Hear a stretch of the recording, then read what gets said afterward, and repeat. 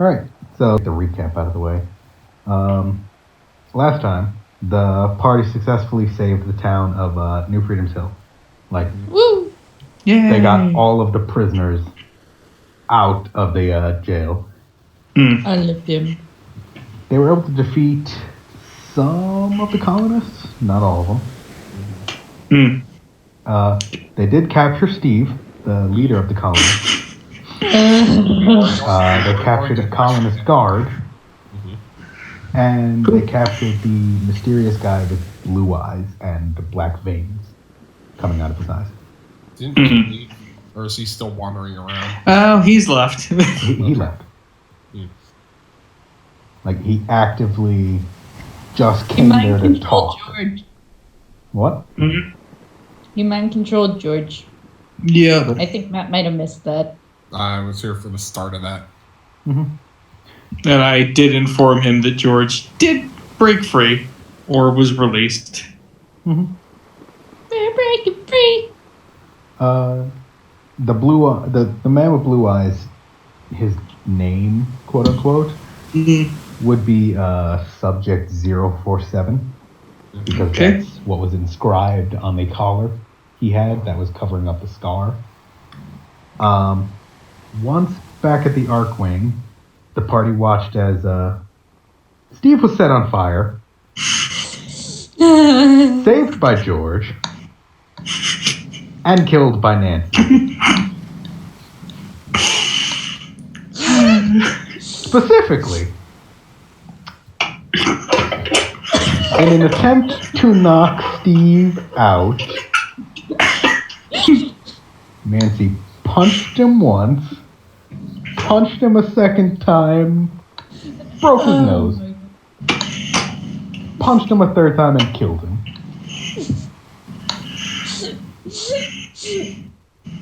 Hope you're proud of yourself. Really great doctor. I mean, then freaking George was just like, "Excuse me while I just show you how it's done." And how many times has George knocked out Nancy now? Twice. This is the second time. Okay. I feel like it's going Only to the happen about 3 more times before the month is up. Let's hope not. I hope so. I really don't want to get hit anymore. Stop doing stupid shit. I'm gonna try. And so after interrogating the man with blue eyes, the party learns that he has a master, that he has specific powers, and is in some way connected to the party via Vlad. Mostly because when asked why he was there, he pointed to Vlad. I'm going to say... No, I'll wait. It's an in-character observation. Okay. The party was subsequently given 15 days to do whatever the hell they want. Focus on those two for a moment. I'll be back. Okay. And to clarify, they were given 15 days because, for one, James did not know how to handle that. Timothy. Well, James also.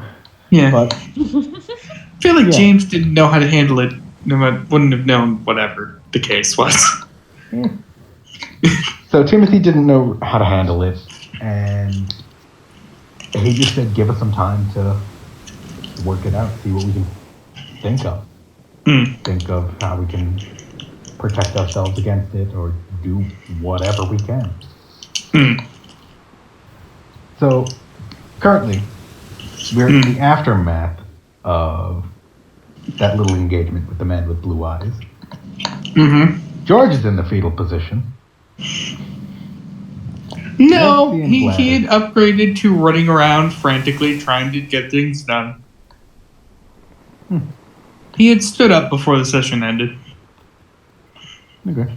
But either way, everyone is in that room. Yep. And James with a death claw one. Yeah. of which Nancy and Vlad are now clinging to each other in fear. Yep, I'm gonna say, yep. I forgot. Oh, yeah. Yep, that was the thing that happened. The very second. That's where they left off. Yeah, the very second James bursted through the door wearing a death claw, they just clung to each other and started screaming. I'm going to say George is going to look at Nancy. Well, technically Nancy and Vlad, since they are currently attached to each other. Nancy? Oh boy. Still not okay. You get your shit together. We're going to go on a field trip soon. Vlad, I'm going to want you to stay with Lucas. I need you two to figure out how we're going to get fuel for the ship. Wait, you... Nancy looks very confused. You trust me to go with you? I've had time to get to know Vlad. I'd like some time to work with you. Okay. Yeah, I think I got everything. She kind of looks to the cape. Well, almost everything. But that's a whole different thing. I won't worry about that right now. After you, she looks ready to follow George. Well, the first thing I need to get done is I need to get my shit, which is downstairs. Do you need new clothes? I'm working on that. George is going I can buy them. I would like to buy them. Please let me buy them. Don't worry about it. George is going... George just kind of holds his hand up toward Nancy and then looks to Timothy. Am I clear to take that vertibird? Timothy is averting his gaze from James. And with his hand over his face, he just gives a nod. Thank you. Just ask credence. George has requested a vertibird. Okay. I will say now that you were back. Oh wait, no, George didn't want to take Lucas. Why? Because he wants you and Vlad to figure out how we're gonna get fuel. Okay. I mean, you're more than able to argue against him or refuse. That was just what George said. I mean, Lucas is definitely going to ask you, where the fuck are you going? Are you asking this in character? What the fuck do you need a vertibird for? I have some things I need to get back. How long you gonna be? Shouldn't take long. Just outside the border of the it should be short. Fine. I'll say for reference, it would be a little under a day. So about... For a vertibird flight? Yeah, from... The Commonwealth is... It's not exactly close, but it's not far. It's still on the East Coast. It's like Yeah. I mean, I can probably just look it up. Because I think it would only take a few hours to fly over there. John, spatially, where are we in Connecticut? Middle or southern? Southern.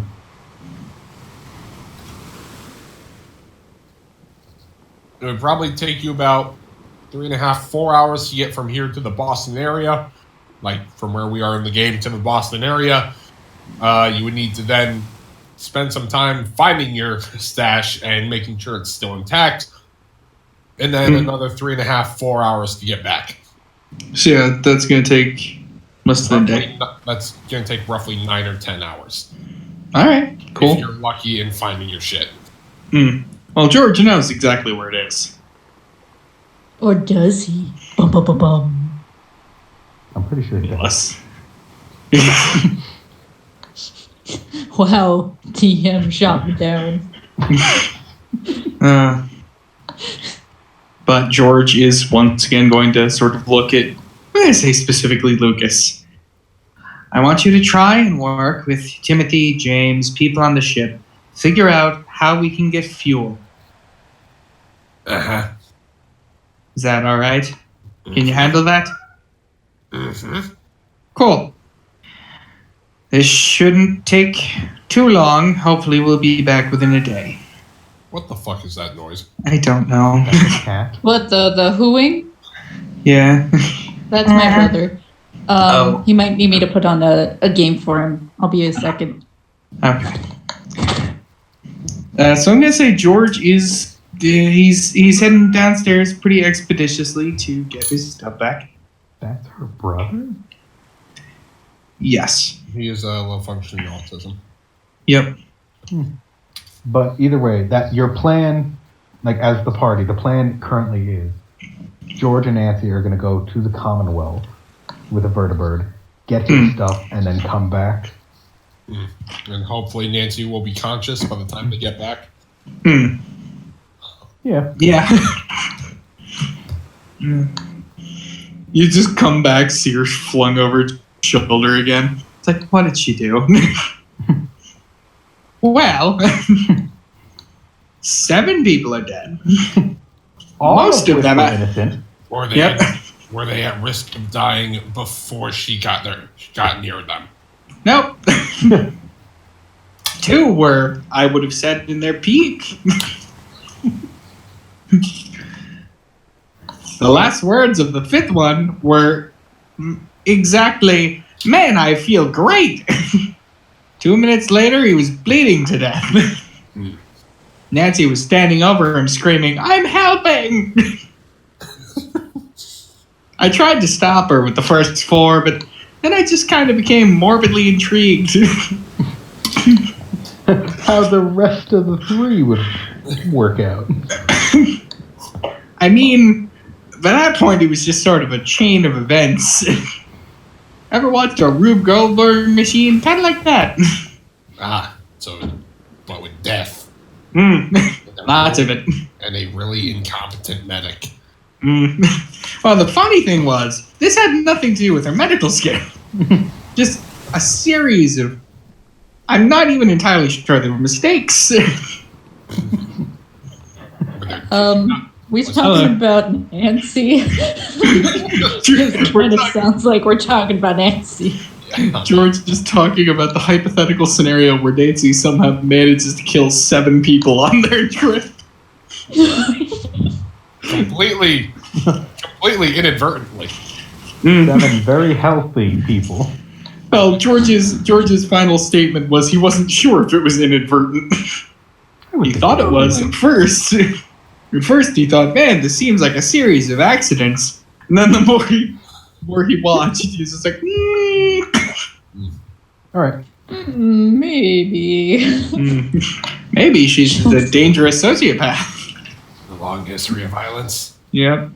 I don't know Finally finds her killing somebody. Oh, hello. I have been possessed by truffles. You see, I buy that, but the reason I came over here is because Vlad has been possessed by truffles. Damn it, I didn't rat it out. And then in the distance, you just hear like demonic chanting, and the quack followed by the quack shot. And you just see 10 dead settlers. Yep. Oh, more dead people. Okay. Yay. So, I guess for the time being, we'll stick with George and Nancy. All right, so yeah, George is mushing downstairs to go get his coat. And Nancy's Nancy, are you following. Okay. Oh, yeah. All right. So, it really is just a brief moment that, George, are you going to the stairs or the elevator? I just said the stairs. He feels the need to run. Okay. So after a short little jog down, I think it was 4 flights of stairs? Yeah. George makes it to the bottom floor, and you left your coat outside, didn't you? Yeah. Just like, I think it was just outside the hangar. Okay. So yeah, you just walk over, search around for a little bit.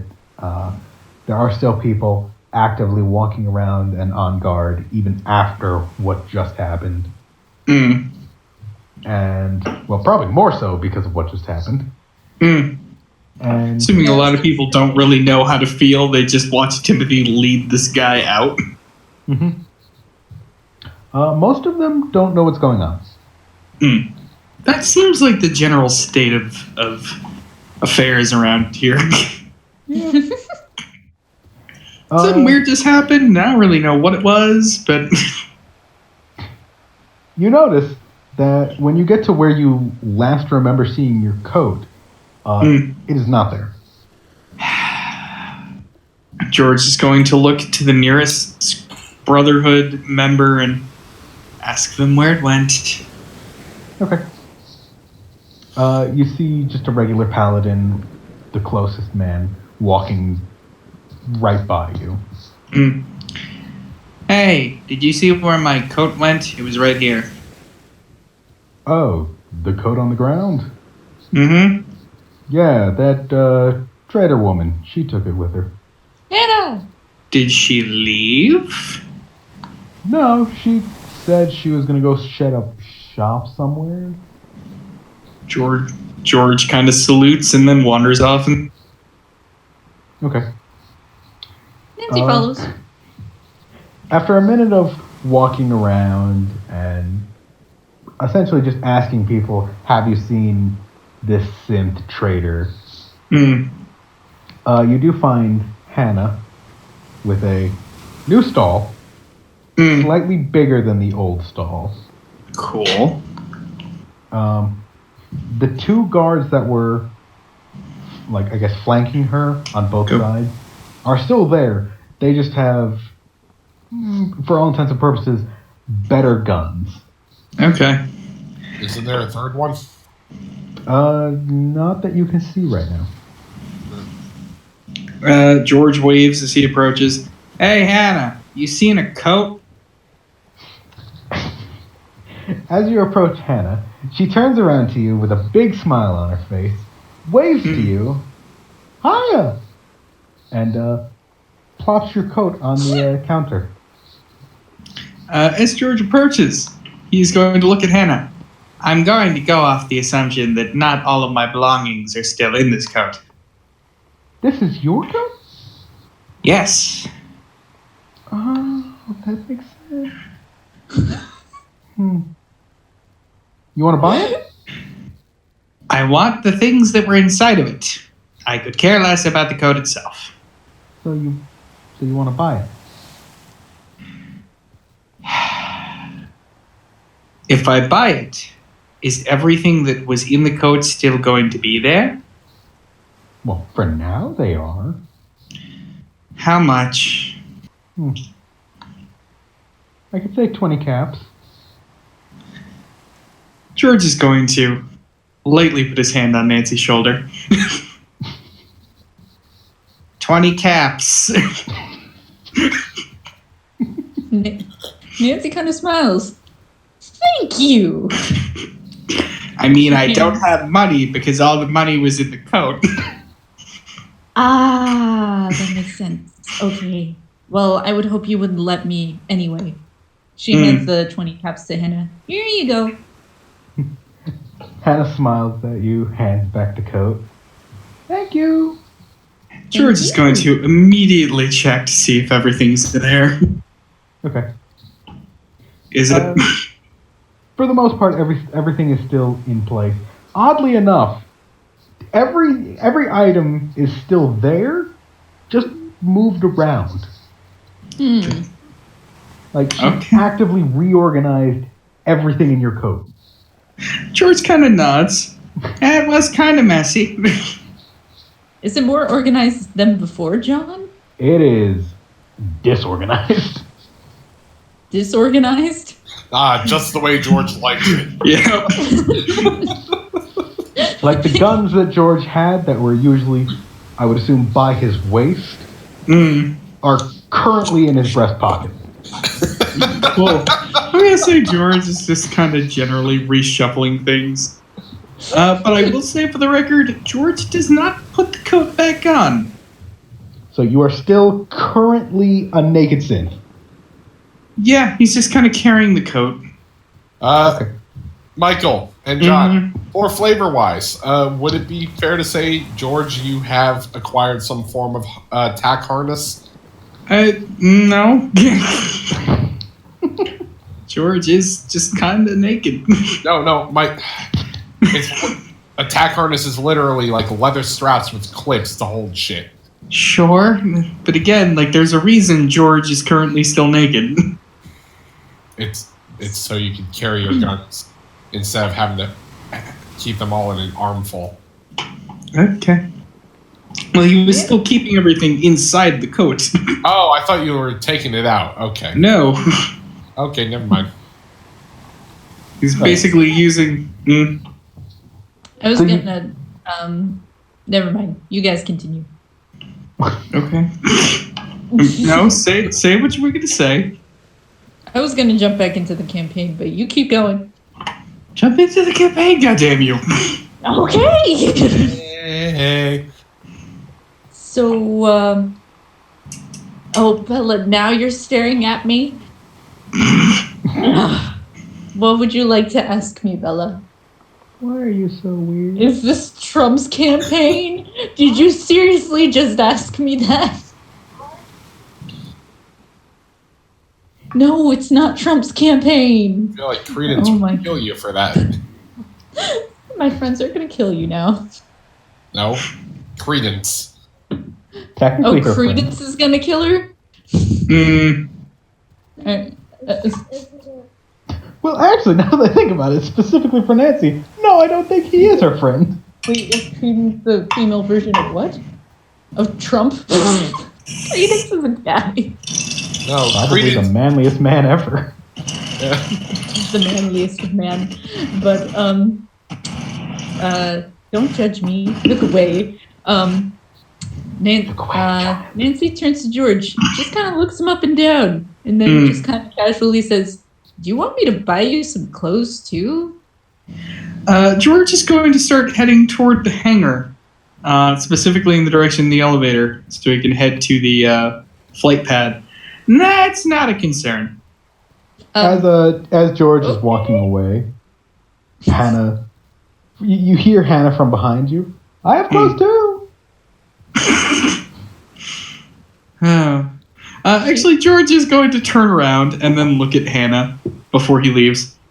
Do you have a shovel? Hannah kind of seems like a deer in headlights right now. Never mind. George turns around and continues heading the direction he was heading.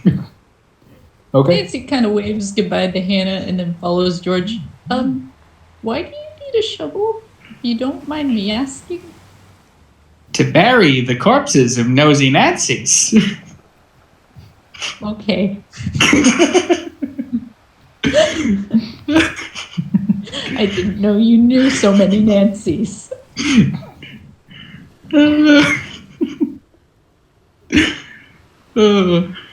What you don't realize is you're just the most recent synth duplicate of Nancy. You know, after everything today, I wouldn't be surprised. Neither would I. My mind is in shambles. Mine's getting there. All right. So, as George is walking towards the Arkwing and, going towards the elevator, you are getting a few stares from some of the Brotherhood because you are, a fully naked synth. But no one really seems to stop you or anything. They're more just... It's more of a confused look than anything, because they know who you are. I'm gonna say George salutes a couple random people when he sees them specifically looking at him. Okay. Nancy just kind of isn't sure how to feel because she's not uncomfortable that he's naked since he's, a robot. But she's just kind of like, should I be concerned? Probably. Yeah, probably. But again, doesn't want to be a nosy Nancy, apparently. I'm gonna say, does George see any scribes around? There are a few wandering here and there, yeah. He is going to try and pull one aside. Hey, could you do me a favor? Huh? What? Hi. When you have a chance, could you go up to the tech floor and see if you can find me someone who might be able to affix a face to a synth? Like in general, or? Yes. This isn't pressing. We're not going to be back for at least 9 hours. But if you could just find someone and make them aware that George is looking for someone who can do that, I'd very much appreciate it. Yeah, I can do that. I will say George does kind of reach into his coat. I have no idea how much money George has. But he is going to give this guy some kind of a tip. The scribe, he is a younger scribe, and he's just looking awkward right now. I'm going to say, yeah, George hands him 30 caps. You have 58 caps. I am aware. Okay. I mean, he's not going to be able to do much with 58 caps. Okay. So you're down Hey, to those 38. 58 caps could buy you a bowl of soup. Mm. And a one-way ticket to hell and back. Mm-hmm. Woo! Oh, fun. So, yeah, George hands him that and continues on his way. Okay. As you're walking away, you do hear the scribe slowly going, 1, 2, 3. As he's trying to count all of the money that you just gave him. Okay. All right. So you do go up to the elevator, and you finally do get to go to a floor that you have never been to before. You go to the top deck. It's the floor like directly below the elder's office. And as soon as it opens up, there is a fully decked out Brotherhood of Steel pilot standing there, just smoking a cigarette and just seemingly waiting for something. His back is turned to you, and he's just leaning against a vertebrate. George is going to kind of get a bit closer and then go, "Are you the pilot Timothy's given me?"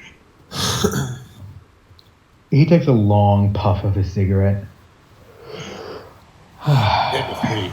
That's a name I haven't heard in a long time.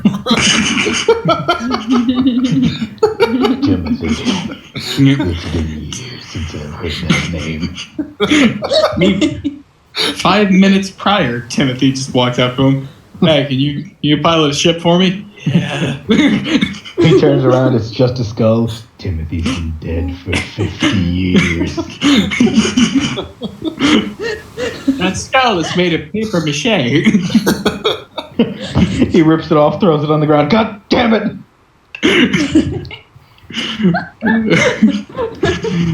So he takes a long puff of his cigarette and turns around to you, like, not like he's in a big hurry. Yeah, that's me. You are naked. "Yes, I'm trying to remedy that situation. Do you know how to get to the Commonwealth?" You're holding your coat. "The coat is superfluous at this point." He also didn't want to buy clothes earlier. What? I didn't say anything. George leers at Nancy from above. You see that he's only gotten like halfway through his cigarette. After a single conversation with you, he takes a long puff of the cigarette and just finishes the rest of it. Got it.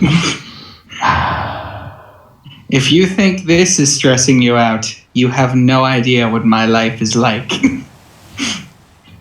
As he goes to get into the vertibird, you're not telling me what your life is like. I had no intention of doing so. George is going to get in, Do you have a map I should mark something on, or am I just going to be giving you directions? Well, directions would be preferable, but I do know the general way to the Commonwealth. My brother lives there. Cool. Yep. Oh, that's where we're going? Yes, it is. I wanted to ask, but I didn't want to be a nosy Nancy, so. You're very clever. Okay. And George is going to, I don't remember exactly where his cache is. George does. I don't. So George is just going to give this gentleman the best directions he can, and he is also going to continue updating those directions as they're actually going. Okay. Nancy takes note of these directions and watches very closely. At the surroundings? I mean, she doesn't have much else to do. They're on a helicopter ride. Woo! There is a machine gun. What do you say if Nancy even makes a move toward that machine gun? George's just gonna put his hand on her shoulder. No. Please. No. Just one. Just one what? Just one murder. Okay. Her eyes go derpy. So, Turns into fucking Pinky Pie. as the vertibird is taking off, you know, you do get a better view of the top side of the Arkwing. And once again, you're reminded, this is a massive ship. It's apparently powered by radiation and Deathclaw onesies. Powered by pure liquid radiation. Yep. I thought you were going to say pure liquid masculinity, but that too. I mean, In a way, only someone as just brazenly stupid just I don't even know how to explain just the level of like George worked with Tinker Tom and he has never seen quite this level of stupid. They powered an airship with liquid radiation. They weren't immune to radiation. Like, if this were an airship piloted by ghouls, that'd be brilliant. But no. It's an airship powered by humans. okay. So, the vertibird ride, do you want it to be a quiet one, or do you want to have a conversation? Between yourselves or with the pilot? I will leave that up to Nancy. George is kind of focused. But if Nancy wants to talk, he will listen. Oh gosh. Why are you making it my choice here? Oh goodness. I don't know, because Nancy's got a lot going on. Kind of. She's been trying to joke around with George, despite the fact that not only is she physically bruised, but, you know, she's also kind of like unsure of how to socialize with him at the moment, and also doesn't. Her confidence is bruised more than usual.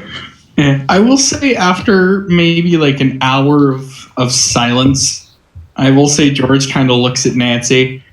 I'm sorry for knocking you out. No, you're not. Hey, he is.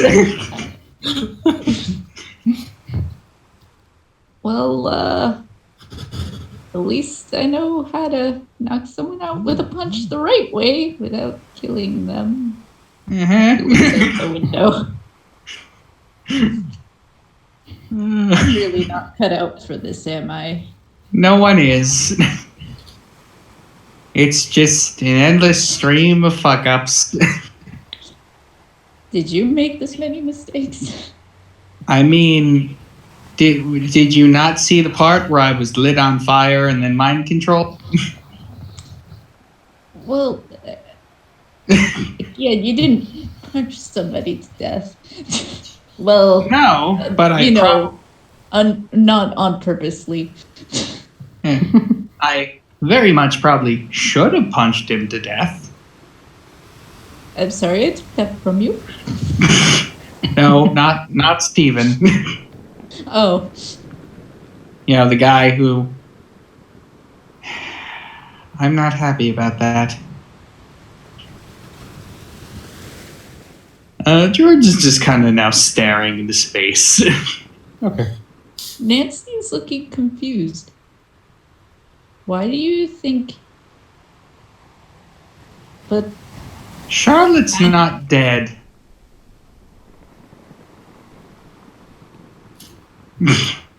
George he's still staring out when he says that, and then he kind of looks at Nancy. you know, Why would Vlad matter to them, if not for Charlotte?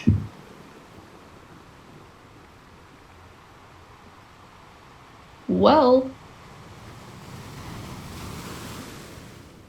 that's a good question. Because let's think about it. I don't know. I just don't feel like. Well, I don't know. You've been around here longer than me, but Let me tell you this. I've been around here longer than you. Yeah. I've also never seen someone start fires with their mind. Or That's control the point. someone's thoughts. So right now, the probability of the Charlotte we killed not being dead, not that irrational. At least in the grand scheme of things. That, and if she was a synth, well, we already know synths can be brought back. And he kind of taps his head.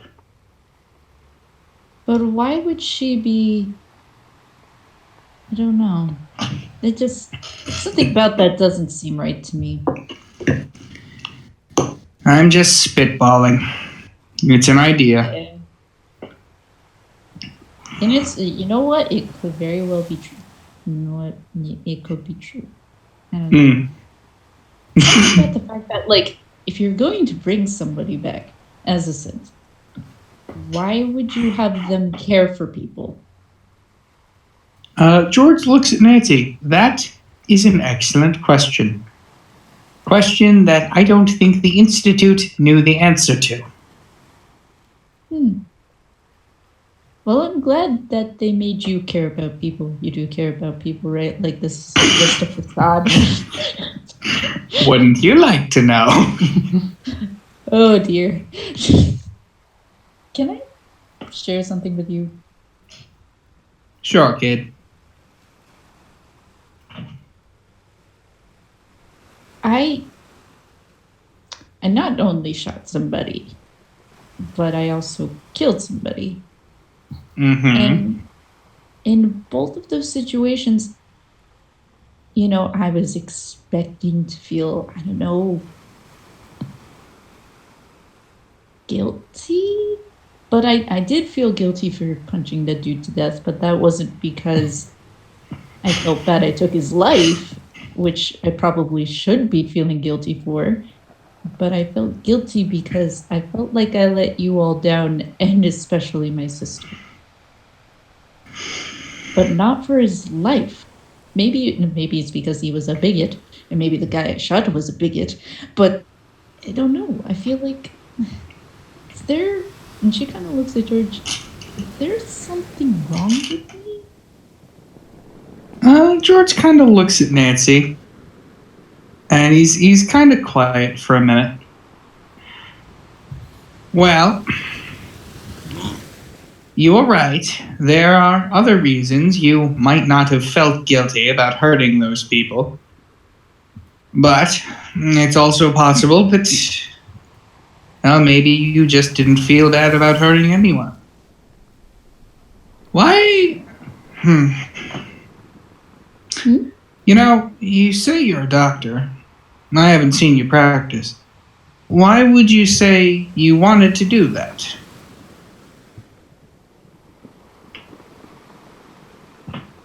It's at this moment, it looks like something dawned on Nancy. You know, now that you mention it, oh dear. I had a. It's gonna sound weird and probably really wrong, but I have a fascination with wounds, human anatomy, seeing it,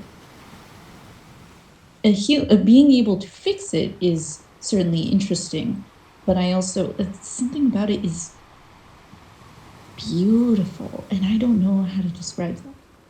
I'm gonna say specifically the beautiful comment. Even George looks maybe not creeped out, but he definitely goes slightly more alert. And maybe it's, and when Maybe when the blood when that guy's brain splattered, something about it just. I not only saw that it made me realize that not only is the fixing and the mending of flesh and blood and human anatomy beautiful, but so is the destruction of it. Oh God, I sound awful. I'm gonna say at this point, George kind of puts his hand on Nancy's shoulder. Now, back in my day, there were lots of people who would have big fancy words for things like what you're talking about. No one is going to remember those words now. There's greater things like that have been forgotten. But there's an easy explanation to what you're saying. You enjoy killing. You enjoy violence. And so long as you bring those acts upon those who deserve it, there is nothing wrong with you. What? Really? Look at me. I'm looking. Do I seem like a guy who's super broken up about inflicting violence on others? No, but you do it for the right reasons. And so far, so have you. Well, I'm still on the fence. I'm still kind of on the fence about Steven. But that wasn't a moral wrong reason, more just a logical wrong reason. I panicked. I fucked up. I'm sorry. I mean, he was screaming pretty loud. I didn't know what to do. Let him... I wanted to be cool like you guys. George is going to sort of look her in the eyes. In cases for people like Steven, you let them keep screaming.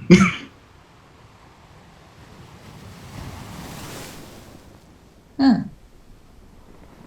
Because screaming means that the torture's working. So Nancy's eyes light up. Oh, that's a good point. You see, when I knock someone out, I knock them out so they don't feel pain. In the case of someone like Steven, I was totally cool with him being in pain. But you knocked me out because I was being a pain? Hey. Honestly, that would... Honestly, I don't know why I did that. I just kind of... Yeah. I was annoyed. I mean, rightfully so. I kind of took away the huge... George kind of looks at her again. Don't worry. We'll kill them all. He would have made that slightly easier, but I'm persistent.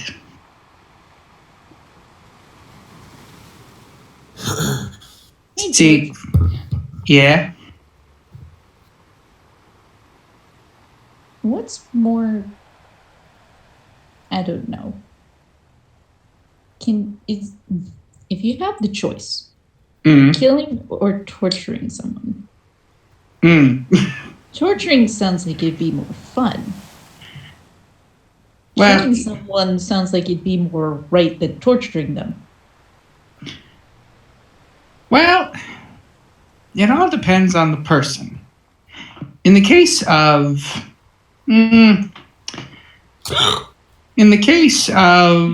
someone like what's a good example? What is a good example? You know, it occurs to me in all the time you've been with us, I don't think we've met and fought a single person I didn't want to kill.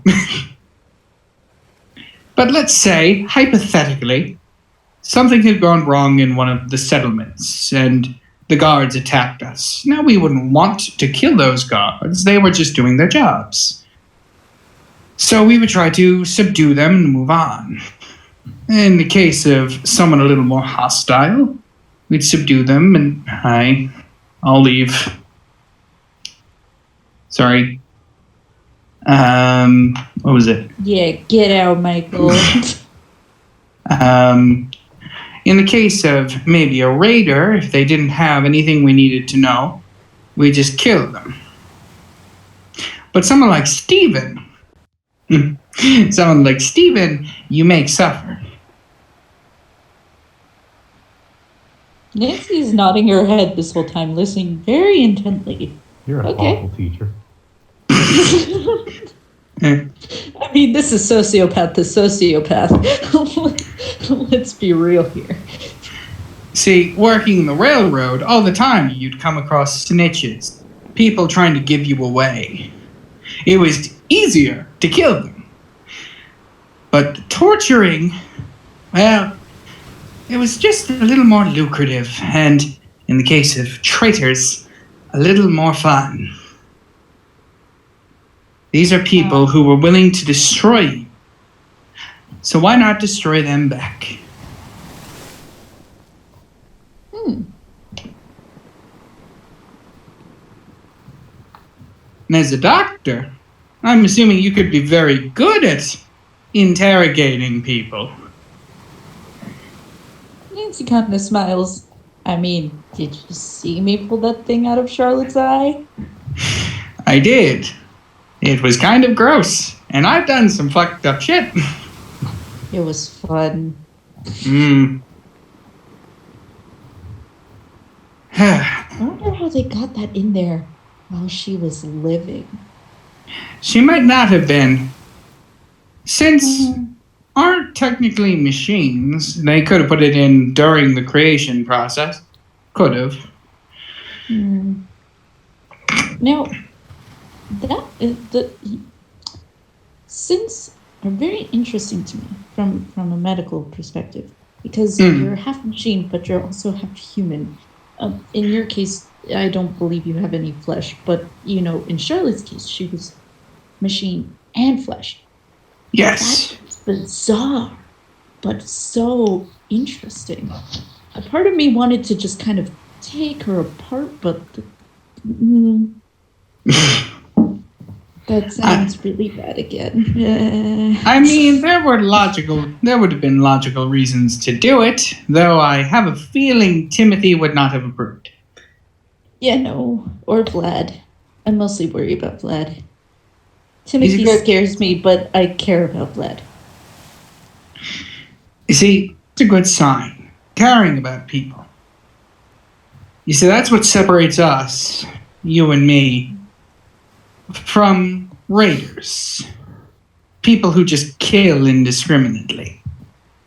You see, we're still capable of understanding right from wrong. But when it comes to those times where you need to do unpleasant things, we're ready to do it. That's what makes us valuable. Nancy looks very interested and kind of inspired by that notion. And just kind of looks out the window and thought, valuable. Let me see. George is going to kind of rummage around in the coat for a minute. Okay. Rummage around the coat.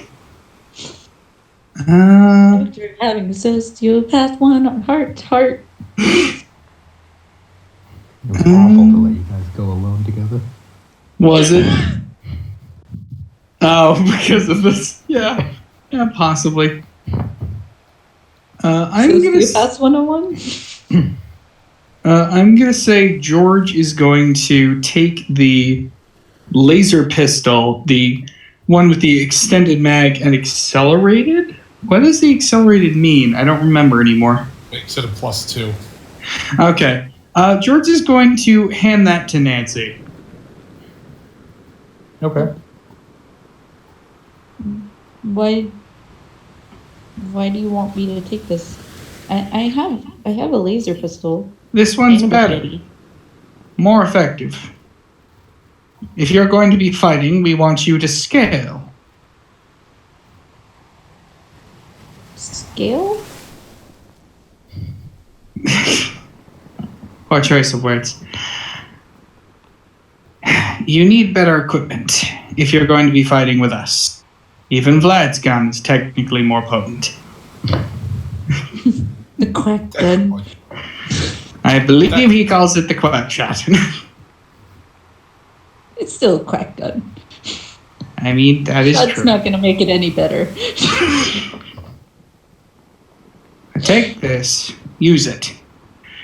Hopefully it serves you better. You can sell the old one. He kind of looks at it. What makes it better? It's been modified. George, I'll say George kind of takes her pistol, her laser pistol, and compares the two. Just kind of shows her the parts that are different. Okay. Oh, okay. So for That's reference, interesting. what's different,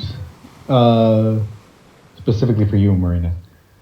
What's different Thanks, on the man. laser pistols is that on the pistol that George is holding, the magazine where the ammo goes is longer than yours, and you can assume that there would be more shots to be fired before you need to reload.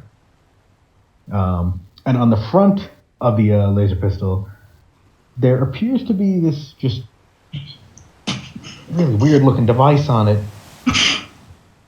But as George would explain later, that device kind of amplifies the damage that the pistol itself does. So... Oh, okay. You're lucky I know what magazine means now, because my grandfather decided to show me his gun collection this weekend. That was fun. For a second, I thought this was in character as Nancy. No, this is real life. It was very interesting, but now I actually know what you're talking about.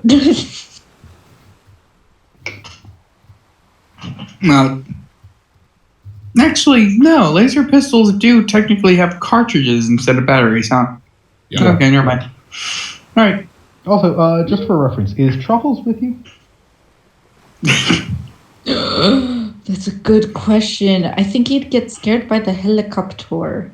All right, I so doubt Truffles that. behind. I'm doubtful of that. Is this just because he's Truffles, or? Because Truffles is a horrifying individual. Truffles fears nothing. Everything fears Truffles. As a player, I'm gonna ask the DM. Based on what you know is canon about my dog, what I may not know is fact or fiction. Would Truffles be okay in the ride? It would take a little coercing to tell Truffles to, stay, sit, don't move around. But it would be possible for you to bring Truffles along. Okay. I'm gonna say Truffles came with us. Alright. Because, you know, a dog is a girl's best friend. That's how the saying goes, right? Something like that. An unholy eldritch demon is a dangerous sociopath's best friend. Yes. Dr. Sociopath to you. All right. So, after quite a bit of flying and a fairly lengthy and I'm hard pressed to call this a heart-to-heart.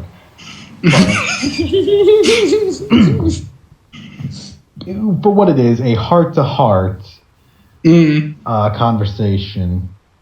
It has been about like 2 hours or so. So you're really starting to see some landmarks that show you're getting closer to the Commonwealth. Like, you're closer to the Commonwealth than you are the Harbor Wastes. Okay. I have a question. Is this a Nancy question or a Marina question? This is a Myrna question about character sheets. Mm-hmm. Do I actually have this gun now? Yes. If you accept it, yes. I accept the gun. Natashimasu. All right. Oh, I no longer have the crowbar. I should probably take that out. Oh, yeah. I will add it for you. Oh, wait. The DM has got it. Oh, okay. I will remove it from myself. I already did that. Thanks, man. Okay. Yeah, it was literally a cut and paste. So. Fair enough. Vlad doesn't have a katana anymore. Aww. Well, James technically has it. He could get it back from James, I assume. You would have forgotten about it. It makes me happy to know that you guys keep track of where all the weapons are. George is very passionate about where the lethal weapons are at all times. Apparently, I can tell you right now, everybody is. Vlad will never give up the quack shot. If there was ever a moment that Lucas didn't know where his fucking pistol was, the hell would freeze over. I can't wait for the day Nancy gets that dream weapon that she fucking names. Technically, George has not named the double mag. It just was the double mag. Because it's... For all intents and purposes, the double mag is two modified 50 caliber magnums just shoved together. That somehow miraculously works. I mean, you were the one who decided, hey, this will be a weapon I give them.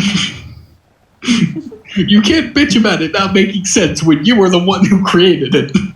No, I'm saying it's called the double mag because it's two magnums duct taped together. I know. I love it. George loves this gun. God. You just need to find a rock again. That's all you need. Uh-huh. So, can you maybe add another barrel? How's about a third magnum? 20 caps. How about me? What if I was to ask you for a couple rounds for my 9mm? 900 caps. Bitch.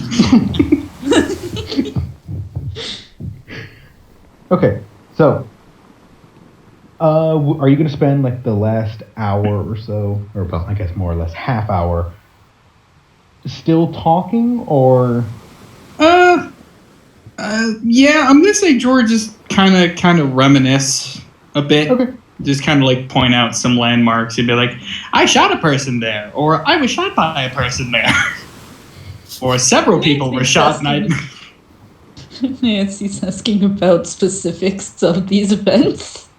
Very confused, slightly disturbed, but also very interested. I'm scared, confused. But at the same time, I really want to know. Violently aroused. Oh my god. I don't know what Nancy's sexuality is yet. Yes. That's your sexuality. Yes. I would well, no, I always want more bisexual characters. Need more. But it's your character. I don't know. I'm beginning to feel like the only reason she likes Vlad is because he has the quack shot. Well, she likes him as a friend and kind of sees him as a little baby brother she needs to help out. That's not what I want to hear from you. That's not how Vlad sees you. Vlad has no concept of relationships. Yeah, I was about to say. Again, both I and George fully believe Vlad is asexual. Aww. If George ever sees Vlad actually like crushing on someone, he's going to be legitimately aghast. Gas! Man, George, that woman over there is beautiful. Don't say that! What's wrong with you? You're ruining my headcanons, Vlad. My non-existent ships.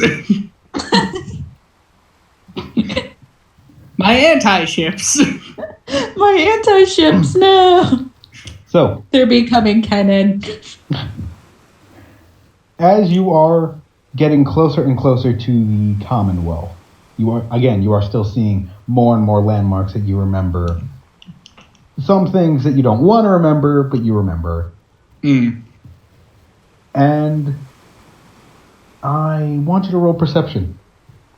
Okay. Both of us? Please. Yeah, sure. Why not? Yay. That is a 19. Okay. 12. Okay. Well, it wasn't really a hard DC on that one. But, so, Nancy, as you're looking out the side of the vertibird, as you're getting closer and closer to the Commonwealth, based on what the pilot is telling you, like, oh, we're like 30 minutes out or something like that, you're seeing more and more people walking around, like, generally just walking around the waste in uniform. George... Has she seen these uniforms before? Oh, was she there for the fake Garvey? Yes. Yes, I believe she was. Then, yes, she has. Okay. What does and George, she know them you from? recognize them as Minutemen outfits. The guy who said he was Preston Garvey, who George immediately attacked because he knew he was not Preston Garvey. Right. Okay. I'm going to say George kind of nods as he's looking down at this. Okay.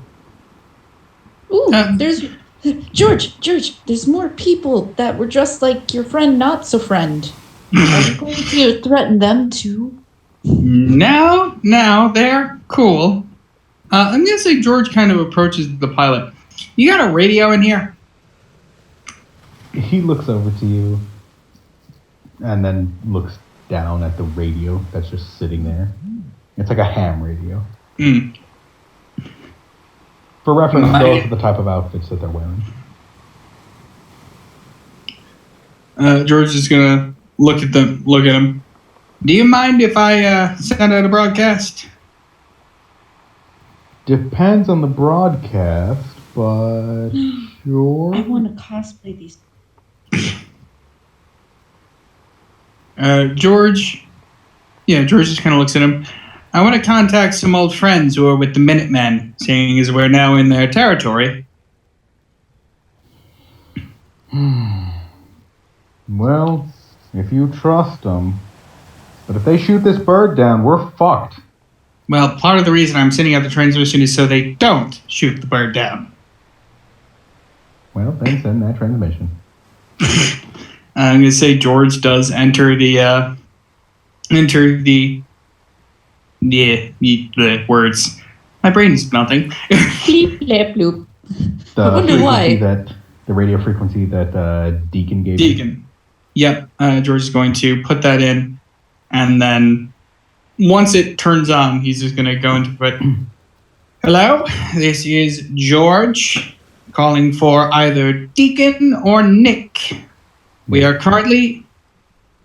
Nate, sorry. We are currently in a Brotherhood vertibird entering Commonwealth space. We are non-hostile. We are heading towards... I'm going to say George does in fact know the coordinates of his cache, so he's going to list the coordinates. Okay. But you yourself just don't know what the coordinates are. Yeah, I mean, yeah. Okay. There isn't really any reply. So you don't know if they got your transmission. You can just assume. I'll say George kind of turns off the radio and then saunters back over to where he was sitting. Okay. You do notice that as you're flying along, getting closer and closer to your destination, there are still Minutemen walking around. Like, there are a lot of Minutemen. I will say George kind of looks at... He looks out the window and then kind of looks at Nancy a bit. You know, it's like, you know, these idiots couldn't hold a rifle the right direction last time I saw them. Things sure have changed. Is there someone new in charge? Apparently so. I haven't met him. I heard about him before I left, but, well, when I left, he was just some vault dweller. Well, if he doesn't like you can just do what you always do. Kill their enemy and then say, hey, my name is George. Give me some things, and they'll give you things. You know, I'd love to chastise you and say that's not how it works, but generally that is in fact how it works. It's the robot charm. By the way, do you want clothes before we leave the vertebrate? Nancy. Why? How has it not occurred to you by this point that we are getting clothes? But just be patient. I'm gonna say George like actively shushes her.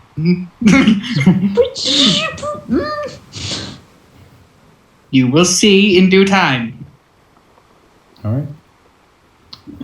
but they won't know. Okay. Trust me. They'll know. Okay. So, Okay. Nancy, from your perspective, the pilot does call back, we're getting kind of close, get ready. And as you look out to see where your destination is, like where this thing that George wants so badly, you notice just a lone house. Like, it's not really surrounded by any other buildings or anything. It's just a single house, very, very burnt. Like, the whole thing was just set ablaze and then just left to burn. There are still some parts of it standing, like some walls, the floors, things like that. But the roof is caved in. All that. It's just a very badly burnt building.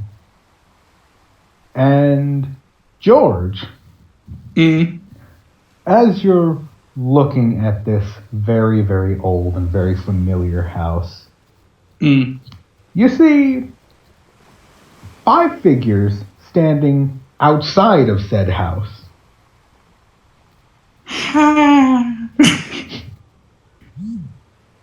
Does George recognize the figures?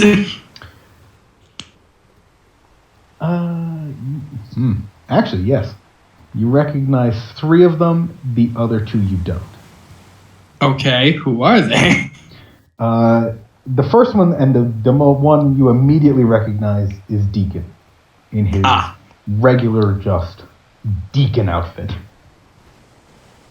Okay. The second one is Preston Garvey. Oh boy. And the third one is Nick Valentine. I see. The other two that are standing behind them appear Please to be just... refrain from the fangirling. I can't wait for him to hate Nancy. He's gonna be a sassy bitch to her. I suspected him to totally hate Nancy's guts, but I don't think Nancy's gonna care. But yeah, the two men that are standing behind them appear to mostly be there for Preston, like they look to be two heavily armored guards. Ah. The pilot does call back. Is this going to be a problem? Not for you. Maybe for me. Don't worry about being shot. Okay. Another settlement needs your help. I would love it if that's all. If Garvey is here, just basically like a meme of himself. So that's all he could say. So what do you think about this, Garvey? Another settlement needs your help. Good to get your insight on things. He's You taking really a have a few, lot to say. he's taking a few hits to the head. You're just gonna have to be patient with him. Settlement. Decode his fluctuations in tone. What do you think of the current state of the world, Preston? Another settlement needs your help. You have such a way with words. Yeah. The women sigh. He's the political genius our organization needed. Alright, so the pilot doesn't really say anymore, he just nods, and the vertebrate does start descending. You don't see any of them making any moves to draw weapons or anything. George would have been awful surprised if they did. Nancy turns to George. So these guys are your friends? Yeah. I mean, no, you didn't see him. Yeah, one of them was actually in your town. Apparently stalking us. What? It's What? a thing. It's a thing. What? I'm really concerned now, George. Trust me. You shouldn't be. You keep saying that. But you don't tell me things. I will say, George kind of quickly, as they're descending, he doesn't point at any of them in particular. He's just gonna go like, who would be the leftmost person? The leftmost person would be Deacon. So it goes Deacon, Preston, Nick. All right. So George is just gonna kind of, as he's looking at them, all right, left to right. First person's Deacon. He's a personal friend. I trust him completely. He still lies to me every third time he speaks, but I trust him. Second What? Okay. You just learn to deal with these things. Second person, Preston Garvey. He's a good guy. Yeah, he's a good guy. Means well. Not the best at his job. Oh. And the third person, George kind of closest thing to a squint George can mandle. Nick Valentine. I think he shacked up in one of the main settlements around here. I wasn't welcome there, so I didn't really interact with him much. Knew he existed. He's a good fellow. Or Yeah, it's hard to not hear about other sins. Okay. All right. I want his hat. It is a pretty sweet hat. Don't kill the man over his hat. I mean, you haven't truly played Fallout until you've killed someone for a hat. Oh, God. You haven't played Fallout until you killed Elder Maxon for his coat. That is very true. It is a nice ass coat. Okay, so as you are, like, you're currently landed right now, and as George is going through explaining who each and every person is there, besides the two in the back. I'm sorry, I need to fangirl. All right, we're good. Moving on. On the left, the man that George identified as Deacon is kind of a thin-looking fella. He is currently wearing just regular, like, blue jeans, like torn blue jeans, a black, like, leather jacket, wearing sunglasses, and God, what would you call that hair? Spiked up? Have you ever seen them greased? Oh, like greaser hair. Uh-huh. That's exactly what it is. So he's a greaser. Well, Nancy, are you specifically eyeing Deacon up? Yeah. Are you specifically looking at his hair? Yes. George's just gonna elbow you slightly. It's a wig. What? He's bald. Presumably he's bald by choice, so that he can wear the wig. He's a strange man. So he stalked my town. Is an avid liar. You trust him with your life, and he's bald so he can wear his wings. George, I'm scared. He also routinely gets facial reconstruction surgery to confuse people. George, that's really not helping. At this point, I'm not trying to help. Are you just trying to scare me now? Maybe a little bit. I actually got this. And then George, more to himself than Nancy. Actually, he was kind of the one who gave me the idea for this cache. For this what? Sorry. I'll see in a bit. Wait, I didn't hear him. Oh. George said he was the one who gave me the idea for this cache. For this cache? Yes. yeah, like a storage cache.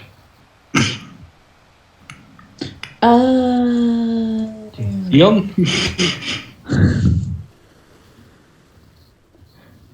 So, the man in the middle that George has identified as Preston Garvey, he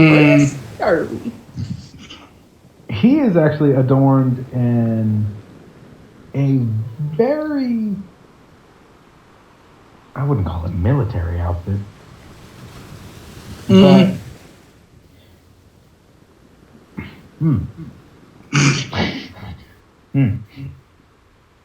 He's looking good.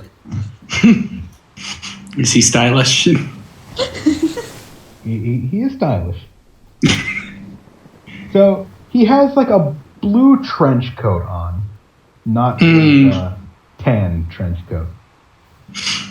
Would George have ever seen any of the general before? No. Okay, so he wouldn't recognize this. No, he wouldn't. Well, he recognizes it as the colors that the other Minutemen have been wearing. Because they haven't exactly been wearing general uniforms. They've just been wearing blue Minutemen uniforms. Okay.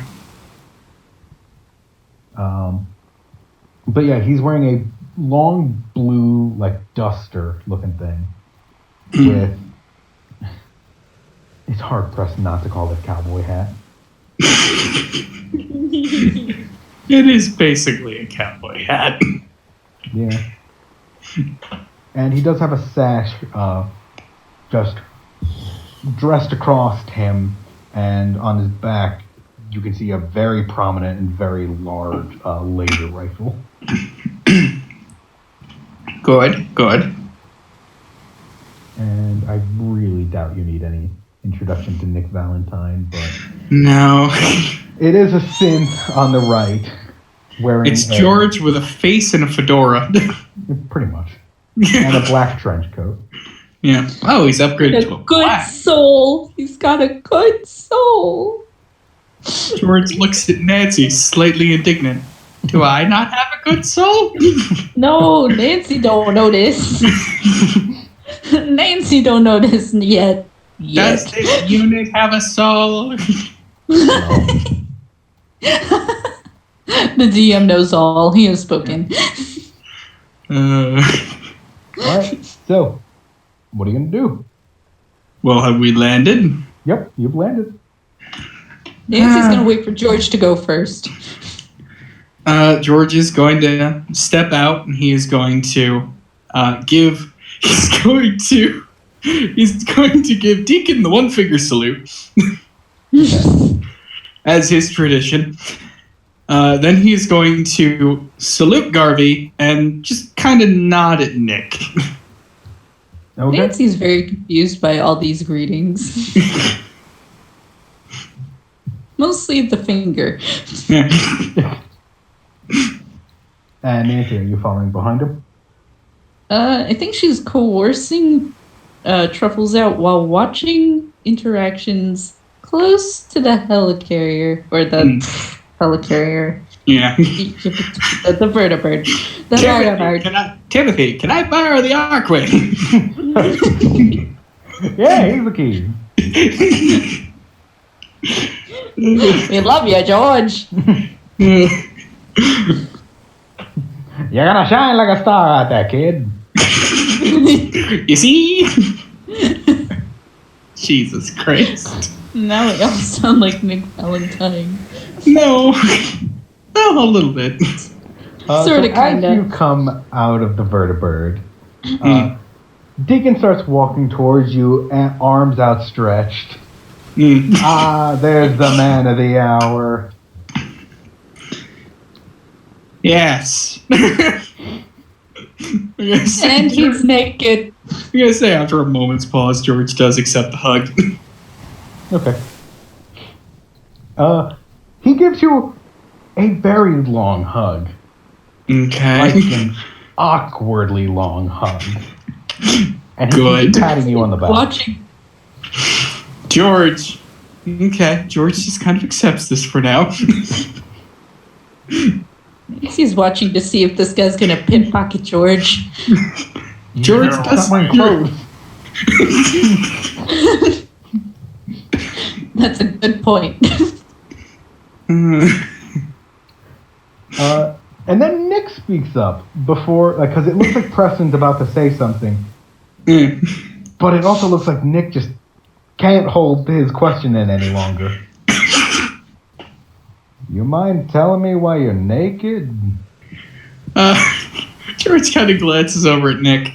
Well, you see, a man caught fire, and the only thing I had to put him out was my coat. So that's kind of damaged. And then a man with pyrokinesis lit me on fire.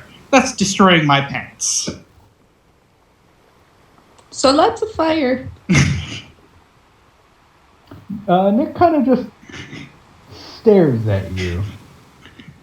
Doesn't say anything, just stares at you.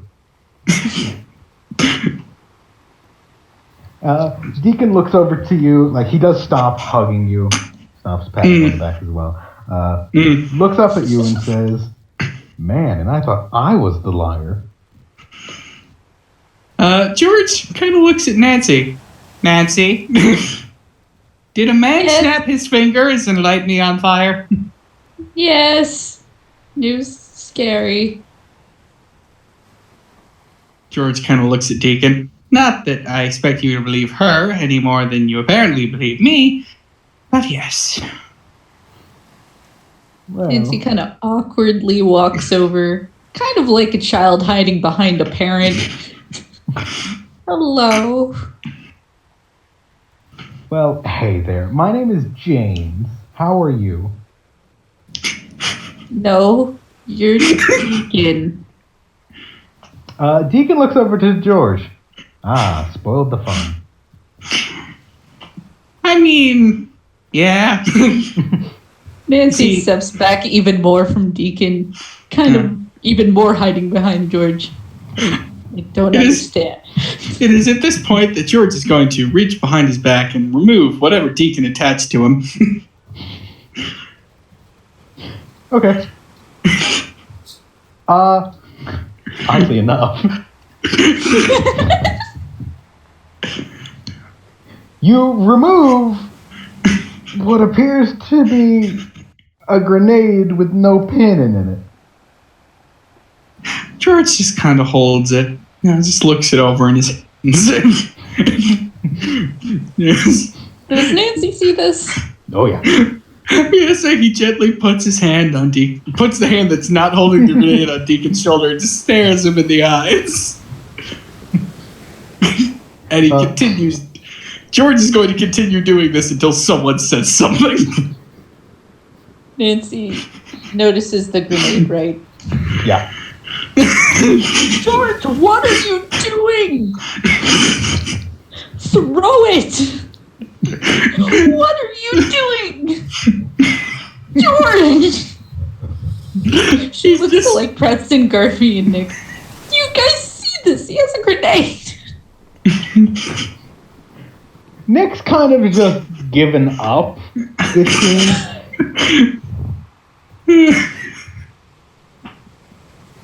Preston is confused. Well, maybe he says what I think he's gonna say.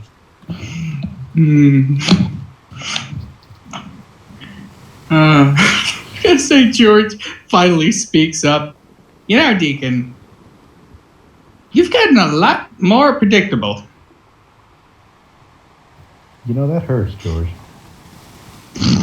That cuts. Please throw the grenade! It's not real. Well, it probably was real at some point. George is going to kind of inspect it. Is it a real grenade? It is a real grenade. Okay. But you do see that the top, like where the pin would be and everything, the top is screwed off, like I guess essentially screwed off, and all of the gunpowder and explosives inside of it are taken out. It's a hollow grenade. I'm gonna say George kind of looks at Deacon. Hey, I have the fake pin to this. I want to use this as like a canteen or something.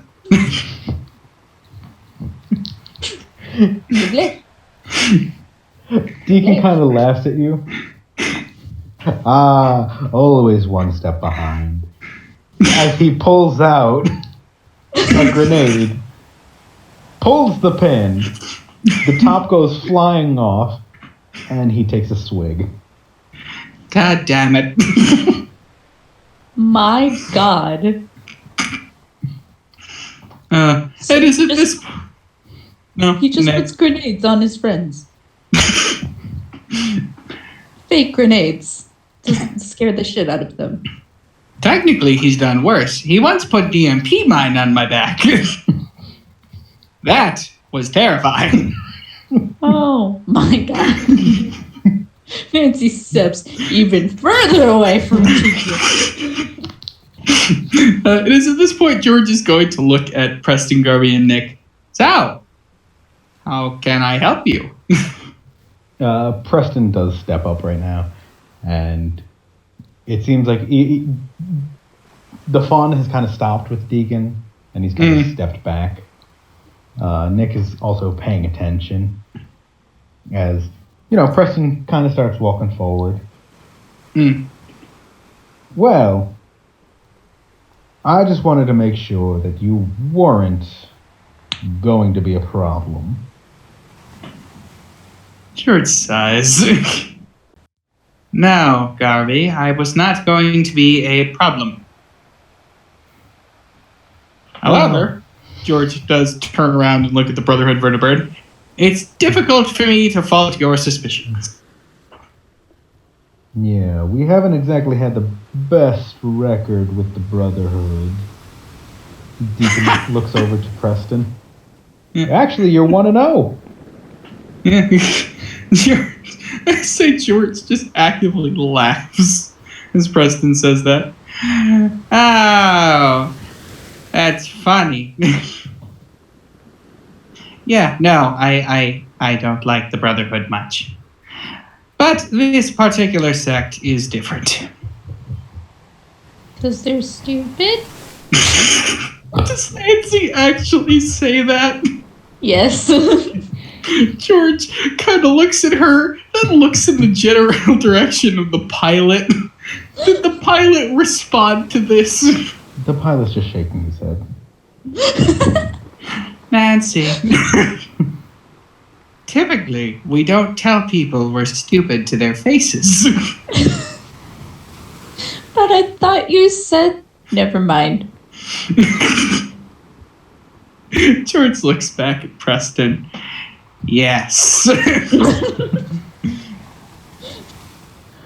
Well, listen, I have my own suspicions of you, but this one, and he gestures towards Deacon, convinced the general that you were okay. Only okay? I'm disappointed in you, Deacon. I expected cake. Deacon kind of shrugs. You know, I tried to, but we don't exactly have the right materials to make a cake. That's quitter talk. I can make soup. No soup. Soup is banned forever. Especially after the stunt we pulled. Oh, God. I'm gonna say George lightly taps Nancy's robot leg. Hey, what you doing with my leg? This, my dear friends, was caused by soup. It's at this point that Nick speaks up. All right, now, I've stayed quiet for most of this nonsense. What in God's name do you mean she lost her leg for soup? Okay, so you see, what happened was... Preston immediately interrupts. Anyway, you're here for a reason. What is it? George kind of looks at Deacon, and he does kind of sigh, and then he looks back at Preston. This is a place of great emotional significance to me. It's also a place under which I buried my stuff.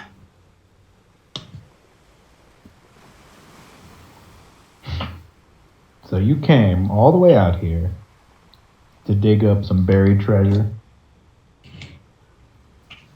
Preston? Do not test me, boy. At this moment, the two guards behind Preston pull up their laser rifles and point them directly at George. Oh, they've actually got rifles? Yeah. Oh! I will say George does not react to this. Preston, you know that if they shot me, Deacon would kill all of you. Deacon actually doesn't say anything. Either way, I'm not here to cause trouble. I just want to get my shit and leave. And maybe stop by Good Neighbor. Maybe, if there's time. George is going to look at Deacon. Is Good Neighbor still standing? Deacon shrugs. Define standing. Is it in... Oh, Jesus Christ. You okay out here? Yes, I'm in a phone call. Okay. Your noises are good. Okay. Anyway. George looks at Deacon. Is it in roughly the same state of disrepair it was in when I left? Yeah, pretty much. Okay. Good enough. Hancock still around? Define still around. Is he still doing crack in the attic? Define crack. Whatever new wonderful drugs he has discovered. There's more than one kind of crack? When you're a man like Hancock, you find out. You have some weird friends. Mm-hmm. But I guess I shouldn't be saying anything. He doesn't own a duck rifle. True. I hope. Preston kind of seriouses up a little bit. Well, most of our companions are with the general right now. We had a slight problem come up that he's personally dealing with. And that George does kind of serious up himself. What kind of problem? Deacon speaks up. The kind of problem that has to do with weird, very advanced synths. Oh, shit. Oh, boy. Did they go invisible by any chance? What? Nancy is apparently asking if they went invisible. At that, Nick looks at Nancy. You know about them? Oh, George, do you want to tell him or should I? Oh, boy. So, ours were in a sewer. We went in and they mimicked the voices of our friends and acquaintances whilst trying to lure us into the darkness. Nancy shivers at this. We were smart enough to realize that that was a trap, leave, and then realized that they had turned invisible and were chasing us back to the ship. We barely survived. One scribe was, I would use the term, eviscerated, as well as 3 dogs instantaneously killed. Nancy shivers at this also. It's at this where both Preston and Deacon are looking straight at Nick. And he's kind of nodding with his eyes closed at everything you're saying. Yeah, that does sound about right. Oh, Jesus Christ. You know, it was wishful thinking to believe that only we were dealing with them. What do you know about them, if anything? Preston speaks up now. Well, we don't know too much because we're having a hard time taking apart the body, but we're doing what we can. George kind of snaps to attention. Body?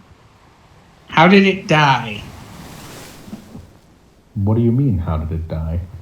How did you kill it? The general shot it. With what? Deacon leans in, kind of whispers. Bullets. Deacon, I swear to God. I watched an entire force of Brotherhood paladins and scribes open up on 3 of these damn things with everything they had. Not a dent. What did the general fire? At that, Nick looks kind of worried. Deacon, well, he looks like Deacon. And Preston, more inquisitive than anything. Well, from what I understand, the general and his wife were dealing with a little problem. One of the settlements were getting attacked. We thought it was the Institute coming back. We just wanted to make sure everything was in the up and up. When he got there, the way he described it is he had to kill it with a run and gun technique. His wife almost bit the bullet. She's okay-ish. And Deacon kind of pipes up, like a little jab. Well, as much as okay as Piper is, but you know. Isn't that the kook who wrote the newspaper? Nick speaks up. You know, it's awfully rude for you to call someone a kook for writing the truth. Fair. Either way, The general describes he had to run 5 miles, shoot every last bullet he had, most of which never hit. The only reason that they did hit, well, there's something special about him. I will say at this point, George, again, sort of seriouses up just a little bit more. It chased him for 5 miles. Yes, it did.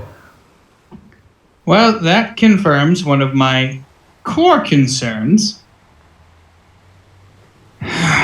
These things are trying to replace leaders. If it had caught this Nate fellow, it would have taken him, just like the Institute used to do, and replaced him. That's what happened with the Brotherhood.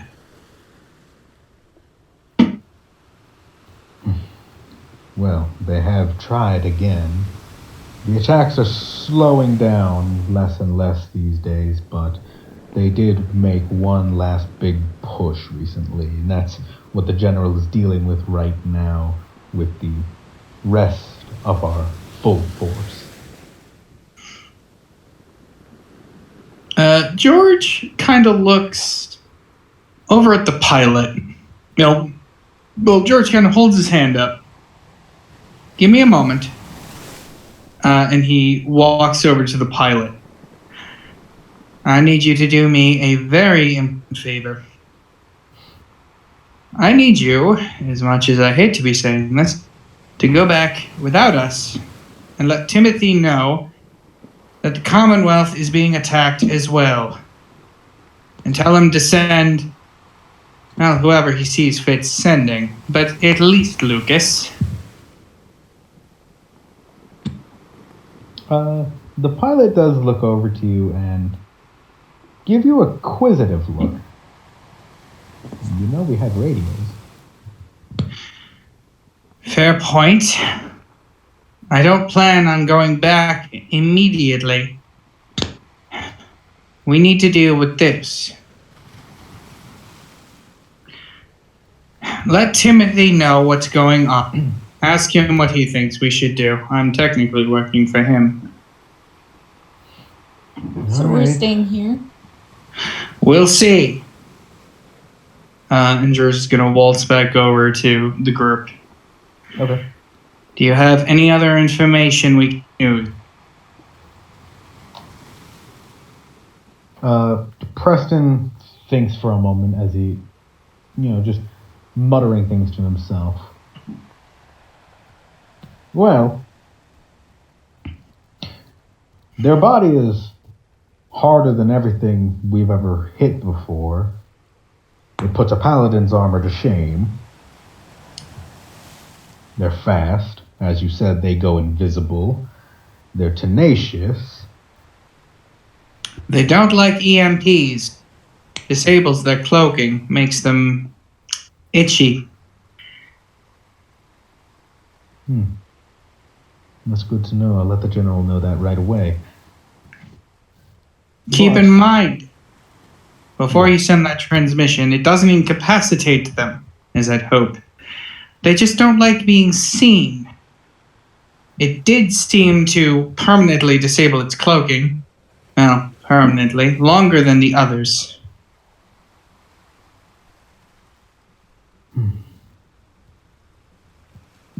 Well, for what it's worth, it didn't die by the general's hand. The general thought of a plan to kill the thing, and it just so happened to work. And what was that plan?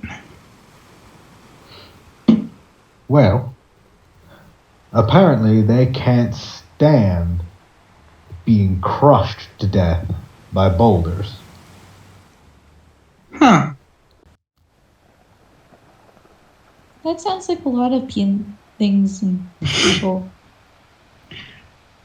Have your people tried blunt force in general on the corpse? We have, to no effect. You see, when I say boulders, it's not just one or two big boulders were dropped on top of it. Well, let's just say we don't have a quarry anymore. Ah, that's not terribly reassuring. They can be killed. Yeah, all you need to do is have a mine shaft to collapse. You got plenty of those. Are you sure it's dead, though? It could just be limp. Well, Or we're pretending. taking precautions against that. George laughs meekly. Let's hope they're good precautions. I can only hope. George is going to kind of look. I'm going to say he specifically looks at Deacon. And I want to reiterate the pyrokinesis comment. Because things aren't weird enough. I know that these groups are affiliated. Our demon machines are apparently in some way connected to... I honestly have no idea what this guy's deal was. I have some scattered information, but nothing I can piece into a logical narrative right now. What do you have for us? Well, as I said, he appeared to possess pyrokinesis and some kind of mind control. Mind control that, and he kind of lowers his head, works on synths.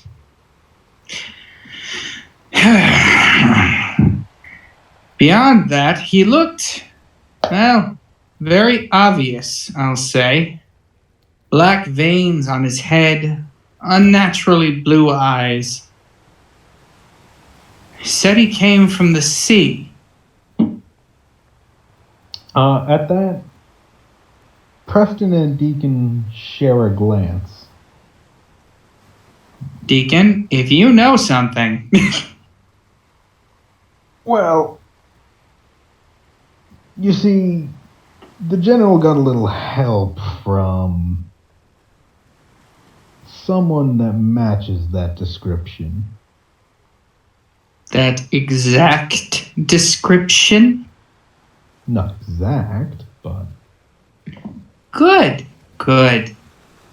Because I have plans for the person who did that to me. So you're telling me that they're working together? That was unclear. First and foremost, my interrogation of the individual was a strictly yes or no scenario. They were mute. Forcibly mute. As in someone severed their vocal cords. To my understanding, they seemed to think the robots did that. So I don't necessarily think that these synth-like creatures are on their side. I more think that whoever is controlling both groups is in cahoots. You said that they match the description as Preston is talking to Deacon. Hmm. Do you think they're enemies? Deacon just kind of shrugs. We don't know enough. Did this person who helped Nate, could they... Preston turns back to George. Yeah, they could talk. They were... Actually, we couldn't shut them up. Okay. Have they... Oh boy. The veins on their head. Deacon, specifically you, because I know you and those little eyes of yours. Did their veins turn a different color at all during conversations? Have they seemed to change their mind at the same time such a thing happened? Not particularly, no. Cool. Because that seems to indicate that their master is changing their mind for them.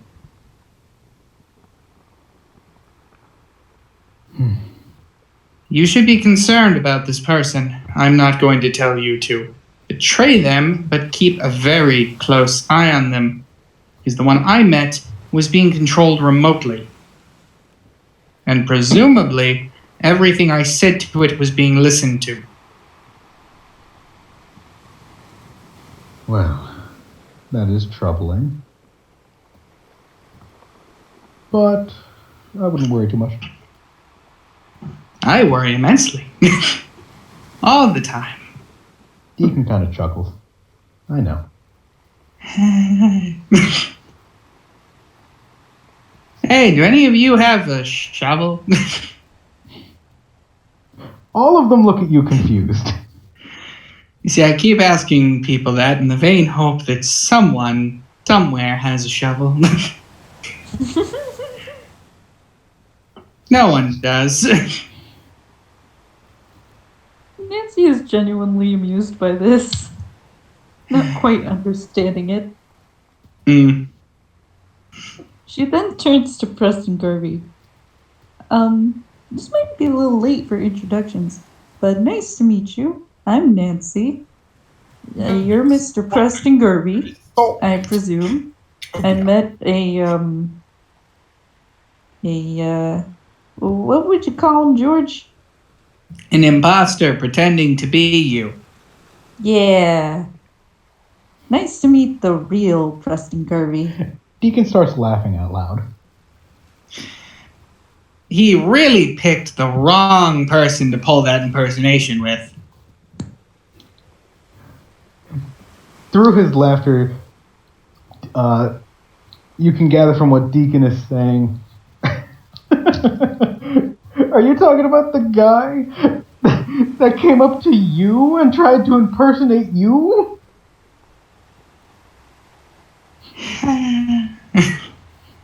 Wait, what?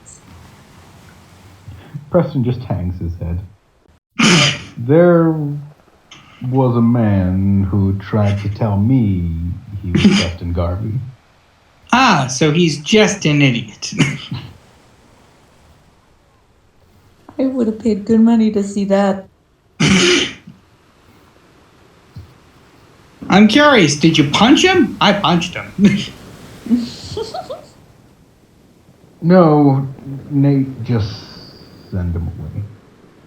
Ah, apparently he sent him to the harbor wastes. That's a long walk. Preston gives like a little wave to Nancy. Doesn't really say any hellos or anything. Well, I believe I figured out that you're not a bad person nor working with anyone. Well, you're not an enemy. Oh, is he saying this to Nancy? Or To George. Ah, gotcha.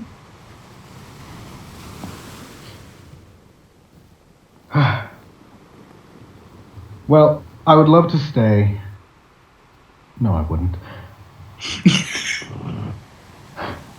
Just get your stuff and leave. George kind of looks at Preston seriously. I was actually planning on offering my service. Deacon, behind Preston, kind of shakes his head no. Like, without saying it, he shakes his head no. George kind of looks at Deacon.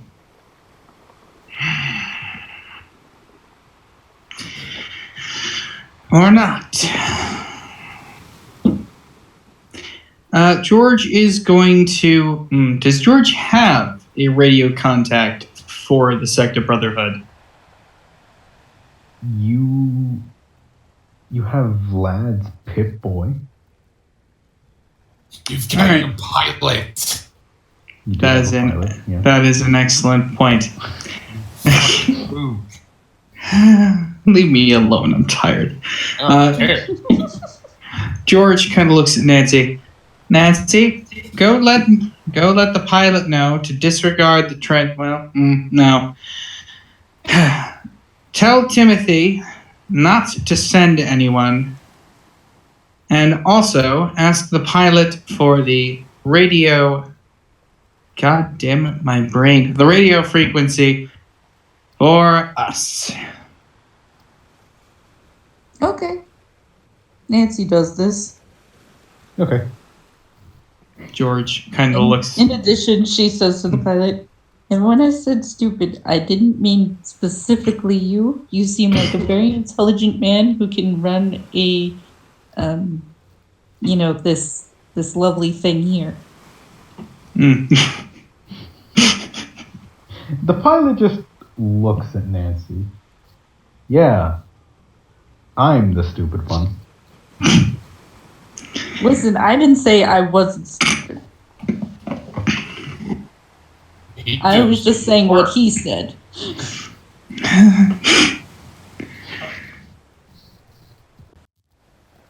So, Preston gives a nod to the two men behind him, and they start just walking away, like, in the opposite direction of the house. Have a wonderful day. We'll keep in touch. I'll give the radio frequency to Deacon. I'm sure he'll pass it along when he remembers to. Nick speaks up. I should probably stay. That's fair. And Preston starts walking off. Bye. Once Preston is out of earshot, I'm going to say that George kind of looks at Deacon. He has gotten sour. Deacon kind of smiles and chuckles. Well, he does have a lot of responsibilities now. True. And I will say George kind of looks at Nick. It's good to see you up and moving around. Nick, to the best of his ability, smiles. Well, without our oh-so-glorious leader, I wouldn't be up and around. That's good to know. How have you been holding up? I know I need to get a few repairs now and again. I've given up on repairing myself. More of, I kind of like this look. George I kind like your hat. of looks at himself, then looks at Nick. One of us is in significantly more disrepair than the other. Nancy, you were given the Arcwing radio frequency. Oh. Yeah, you just have that now. Okay. If you want to keep it and not give it to them. She gives it to George. Really not trusting Deacon. George is gonna look at Deacon. He's gonna hand the note to Nick. Whilst maintaining eye contact with Deacon. Deacon kind of shrugs. That's fair. Nancy turns to Nick. Hi. I know we just met and all, but can I just say, I want your hat. I don't Nick just looks like at it, I Nancy. want it. Nick looks at Nancy. Where can I get one?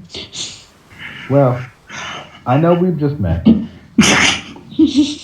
You're not getting my hat. Well, I was gonna ask you where you got it.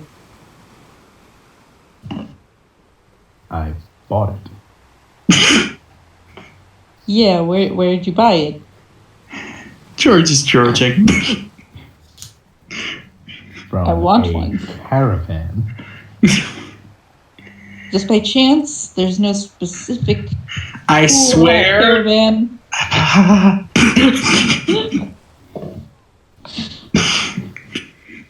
Nick starts walking away. Take care of yourself, old man. Bye, cool hat guy. I love I hope. you. No, it wasn't actually Nancy. Okay. Deacon looks That over was to, all me. George. Hmm. Yeah, so about you staying. Mm-hmm. That's not gonna work.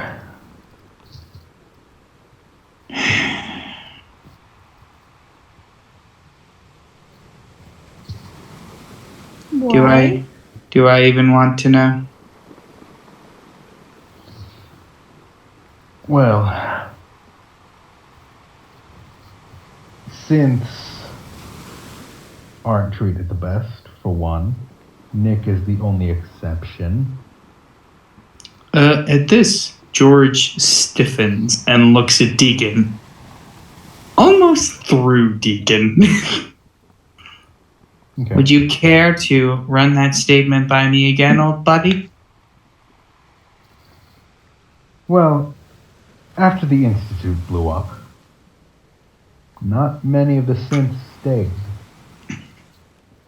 They all left. We don't know why they left, but they just left. When some were asked, all they said was that they didn't belong here.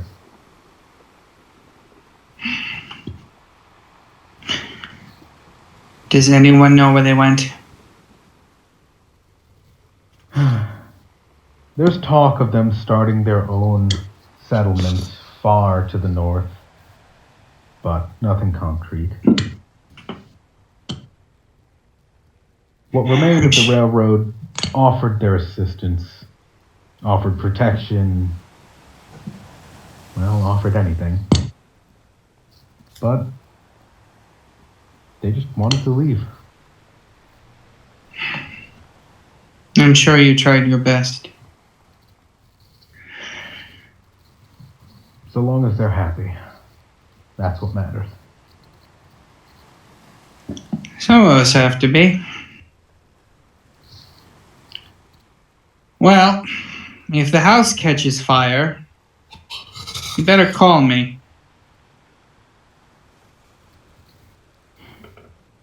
When I find out more about these things, I'll let you know. All right. Well, unless you have a shovel, you'd best get moving. Deacon starts walking away. Why does no one have a shovel? As he is walking away, he calls out, "Oh, I have one!" Fuck you. You want me to have truffles dig up anything for you? Please don't. I'm gonna say at this, George he watches Deacon for another moment and then just kind of almost somberly heads into the house. Or what is left of the house.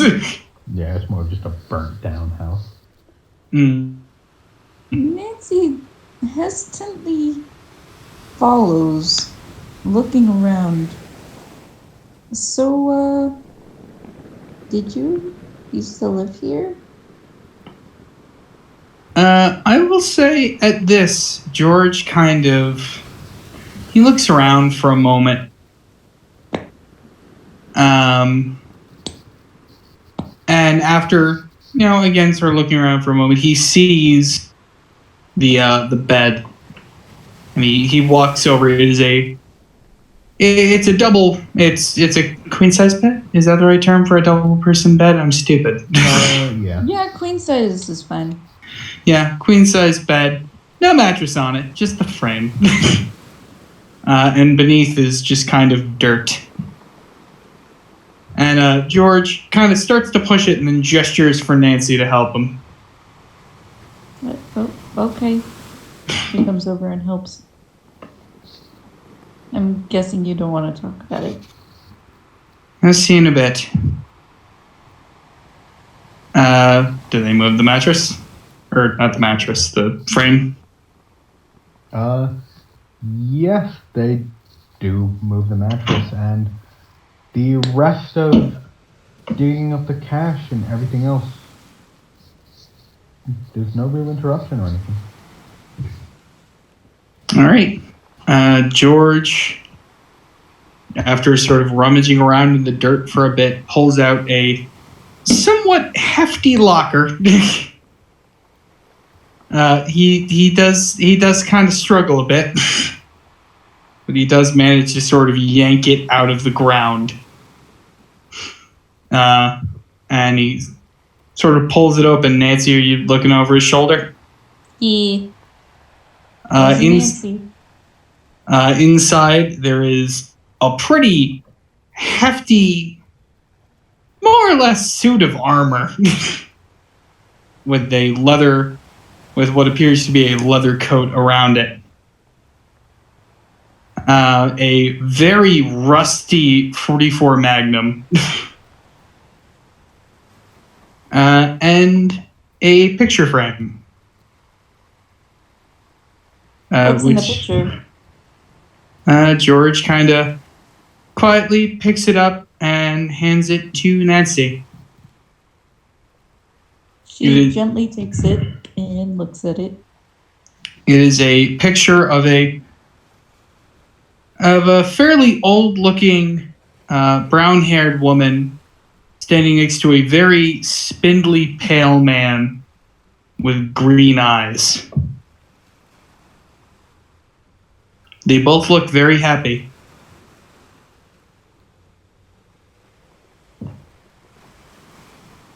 So, this is you? It was, at one point.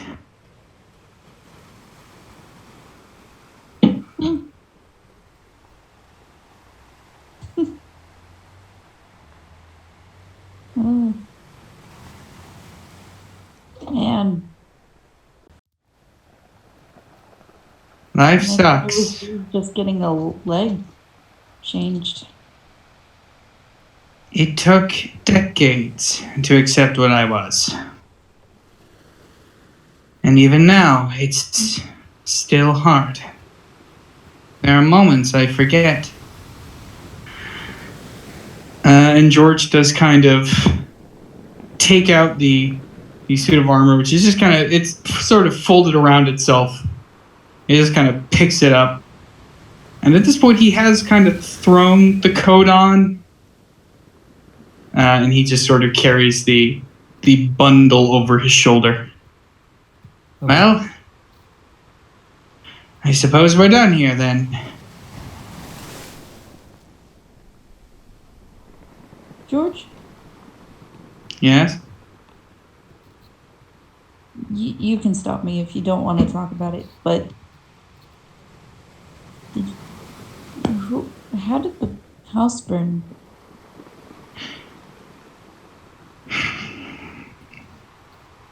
Again, you don't have to talk about it. Well, there was a nuclear war.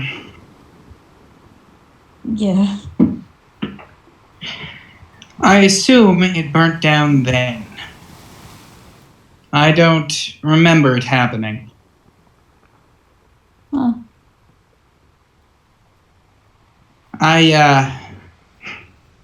I volunteered for the brain scan about a month before the bombs fell. So I don't... So you don't remember? No. All I know is, woke up, I came here, and I found this. And her. You found her? I buried her not far from here. I'm so sorry. Honey, that was about 100 years ago at this point. Not much to be sorry for. Still. Life happens. People die. Eventually, you just kind of accept that. And George does start making for the vertibird. Now let's go home and try to make sure as few people die as possible. Wait, are you gonna keep this? And she kind of hands him the picture frame.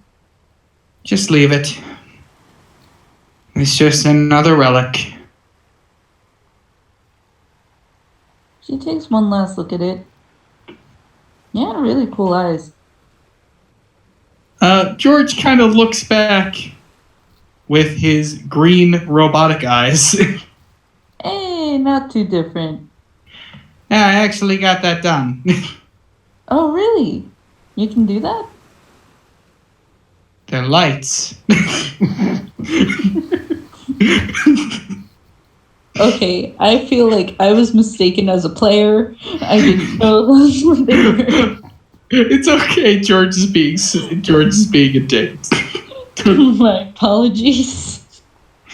Well, I mean, no, they are actually eyes, but it's a light that is displayed on the eyes. Oh, gotcha. Okay. So it was just a matter of having someone change that light bulb color, basically. It wasn't a bulb, but you get the point. It's just as simple as changing an LED light. Anyway. Anyway. Alright, so you just go heading back to the vertibird? Yeah. Alright. Nancy's not sure where to put the picture frame, because she wants to keep it safe for him, but does know... Seems like George has already walked away. George doesn't care what you do with it. She's kind of tempted to keep it just for funsies. I'm sure that won't come back to haunt anyone later. Go for it if you want. Or in case he tries to pull another suicide thing. She keeps it. Alright. I will ask, are you keeping it in secret, or are you keeping it like he can see that you're keeping it? I want him to see that she's keeping it. Okay. She kind of wants his approval at the same time. Like, she doesn't say anything, but she kind of gestures toward her pocket and kind of mimes like, I'm going to put it in there. You okay with this? I say George just kind of stares at you blankly and then just kind of shrugs. She shrugs back and pockets it. Okay. It was mutual. It was mutual apathy. So, Nancy, to your inventory. I guess it would be called George's family photo? Yeah, that's fair. Cool beans. I will put that in there. So, Matt. Yes. Thank God we're moving on to someone else. I totally haven't been playing Starbound this whole fucking time to pass the time. Sorry. Sorry. Okay. So, let's rewind the clock about roughly 6 hours. No, roughly like 4 hours. So, you have... So it's Vlad, Charles, and Lucas. Yep. I was gonna say Truffles, but then I remembered. No, Truffles is with them. A Dark Overlord has gone with the other part of the party. As we leave for the elevator doors, Truffle stands there alone. So, you have just watched George and Nancy take off in a vertibird. I really hope he's not the one flying that. Charles looks over to you. Do you think he can fly one? I have no idea. That's why I'm saying I really hope it's not him. Wouldn't that be something useful to know? See, yes, but again, I really hope it's not him. You know, I was half expecting it to blow up when it took off. They don't get used very often, huh? When you have a ship this big, it's... A little redundant when you're not in wartime. just about. Anyways. So what? We need to find fucking radiation? We need to find a radiation dump of some sort? Well, we know where one is. Okay. And where would that be? Vlad kind of sheepishly steps forward. Oh no. Well, the big, and he gestures with his hands like he's trying to measure a big fish. Big pool of radiation up north. You mean like where George went? Didn't they go like southwest? They went to the Commonwealth. That's north from here. Then yeah, they would have passed over it. God damn it. Alright. Where the fuck are we going? Since you seem to know the way to get there. Are you referring to Vlad or Charles? Who was the one that said... Who was the one that brought it to my attention that there was this giant radiation dump? Oh, that was Vlad. Yeah. Ah. Vlad looks taken aback. Oh. Well, no, I know it's there. Uh-huh. But, Do you know how to get there? well, I assume we walk. But, Well, yes. you see, the problem we have is how do we get it from there to here? Do we use cups? No, we don't use cups. No, we don't use a bucket either. You see Vlad raising one finger and going like, what? Charles, do you know if this ship has any, I don't know, vertebrates spitted out with scoops or anything that can be used to carry stuff like this? Charles kind of shrugs as he looks at the vertebrates. We don't really have anything to transport liquids. We usually just landed there and fueled up. Uh-huh. He kind of scratches the back of his head. Well, our little conundrum at the moment, if you can believe it, how the fuck are we gonna get it from there to here? Vlad starts raising a finger again. We're not using barrels either. He puts the finger back down. Well, I say that unless we were, it's not going to be nearly enough. Charles seems to be thinking. Vlad, I guess what you can call what Vlad is doing is thinking. The best we can assume is thinking. He's got that look on his face. Like he is thinking, but knowing Vlad, you can't tell. I wonder what they're talking about. Charles looks up at you. Who? George and Nancy. I mean, they've basically been fighting like cats and dogs. from the moment that they joined us, or from the moment Nancy joined us.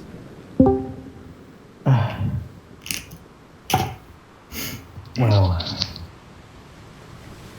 you see, I didn't want to say anything while they were still here, but Nancy's dumb. Wow. Lucas. Wow. Lucas kind of stops in his tracks for a moment, like puts his hands on his hip, tilts his head back. See, I want to be angry at you, but you know damn well I'm thinking the same thing half the time. Well, I guess we split the dumb evenly. Half and half, as it were. Hmm. You mean between our two groups at the moment? He gives a sideways glance towards Vlad, who still looks like he's thinking.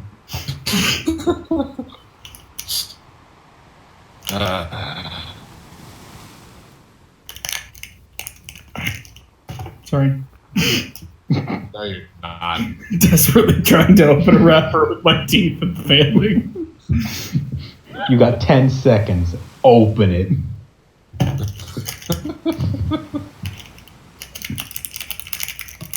Got it. Fuck nugget.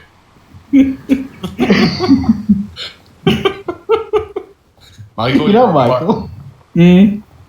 did Matt interrupt with any crinklings? I'm sorry. I was muted for a long time, and then I swapped to the laptop again, and then I forgot that I wasn't muted. I haven't been muted. I've just been nice and polite and quiet. I'm sorry.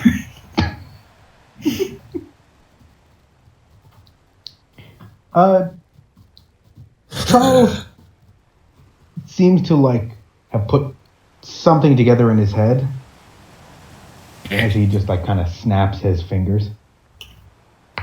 I got it. And I swear to God, if this includes something like a box. Charles gives you almost offended look. You think I would say a box? I have no idea. With the ideas that our fucking team has come up with recently, do you blame me for being skeptical? A little, yeah. I'm sorry. What's your idea? Well, I know there was an oil refinery somewhere around here. Mm-hmm. I know it got blown to hell because we've passed by it a few times in the Arkwing. But that doesn't mean there might not be tankards there. Fair. Hell, if anything, it's the best chance we got for even barrels. I don't want to use barrels. If it comes down to it, we might have to use barrels. I know. Just try to All right. keep the non-ghouls away from the radiation. If you'd be a deer. Mm-hmm. Yeah. Alright, well, how are we getting there? We walking? No, I mean, if you want to take the scenic route, we can walk, yeah. Are they gonna just let us take a bird? Charles kind of leans in as he points towards Vlad. We have Timothy's kid. Are they gonna trust him on a vertibird? Charles kind of stands back. Huh. We have Timothy's kid.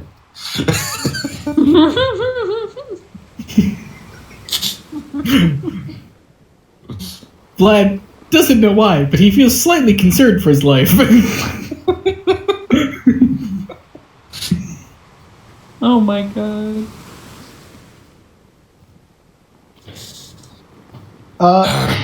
At this moment, Vlad claps his hands and turns towards Lucas. Yes. I got it. Uh-huh. All right. Now, well, all right. Hear me out on this. You said no to cups. If he says a box. You said no to buckets. Exactly. You said no to barrels. Uh-huh. Those are all round. I'm gonna slap you. Look, just think square. Think inside the box. Do you want me to use the box? Look, it's like you're in my head. Yes. You're real lucky that the leader of the Brotherhood is your father. Why? I love his innocence. Why? Why? I'm gonna find your father real quick. Hold on, dude. I need to hit something. It's not gonna be your father, but Ooh, I know someone you could hit. ooh. The disembodied voice of George calls into your ear. The bigot in the armory. The hypothetical telekinetic link between Lucas and George responds. Oh fucking shit. I'm trying to remember what his name was. Vincent. Vincent? An image of a mechanical middle finger just appears in Lucas's mind.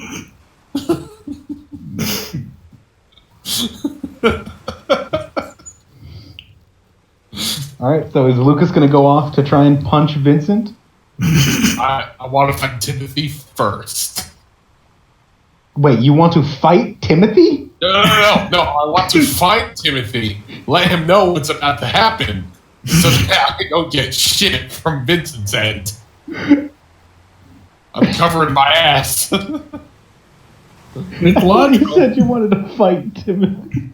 No! Find! F-I-N-D. I know, I got that. Your son has angered me.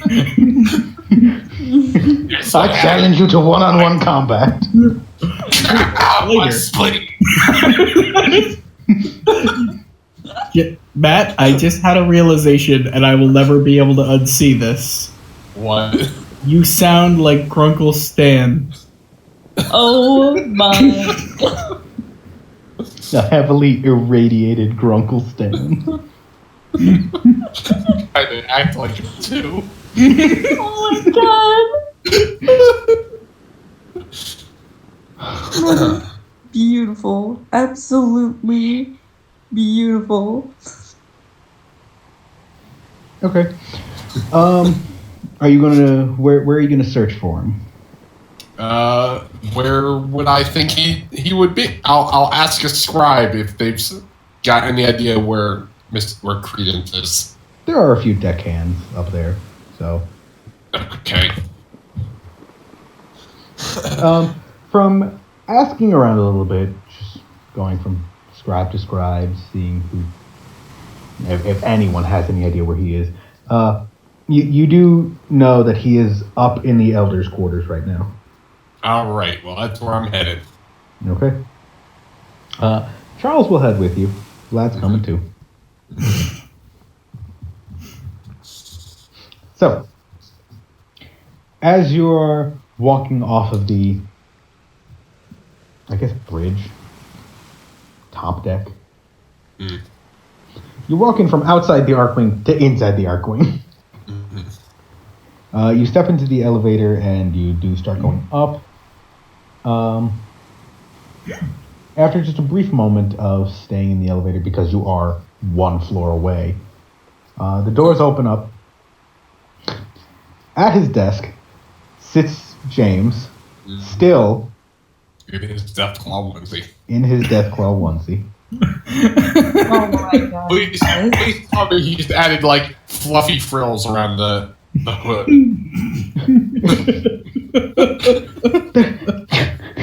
Matt, there's no hood. He skinned the inside of a Deathclaw and just shoved himself in it. John, where the head of the Deathclaw would be. where his head is currently sitting, is what I would consider the hood. His head is like peeking out of its mouth. Oh. Alright, fair enough. The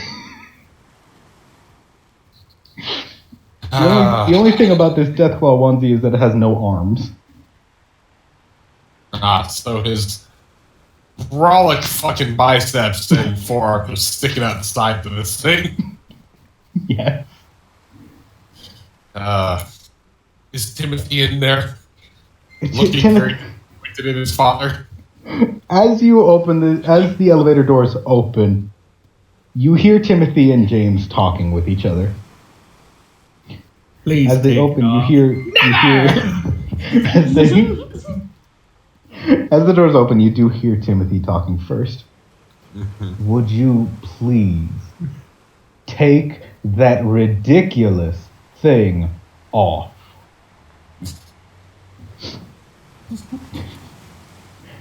And then you hear, you see James tilt the Deathclaw head. Again, his face is peeking out of the open jaw of the Deathclaw. I hear you, John. We I hear what- understand. I understand the strange nature of this fucking bizarre individual. This is the leader of the Brotherhood right now. And George has never liked the Brotherhood more.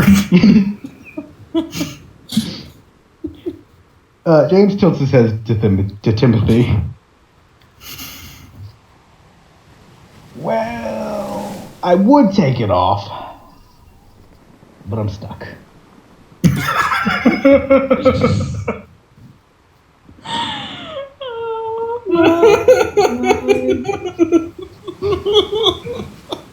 How is he gonna use the That makes me real happy.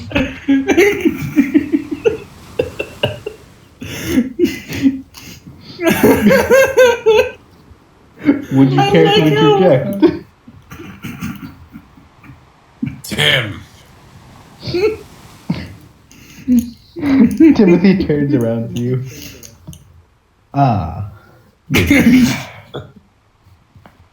I'm jumping here to let you know I'm going to be heading down to the armory with the sole intention of punching Vincent as hard as I can. Do you have any objections to this? Timothy goes to open his mouth, and then you hear from behind him, "Can I watch?"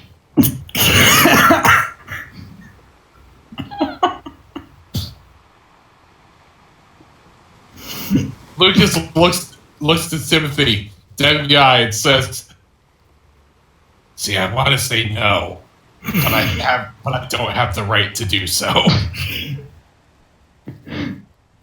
Timothy lowers his head. Yeah, I usually have that problem. Oh my god. I want James to be my granddad. You don't. Yes, I No. do. Don't. He's a horrifying individual. That's partly why I want him to be my granddad. Think of the Not most Nancy's senile granddad. person in the My world. granddad.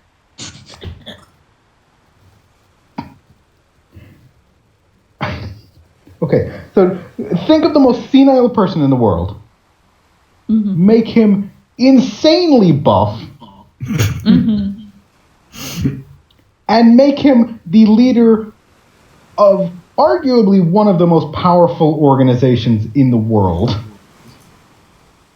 Mm-hmm. None of these are incorrect.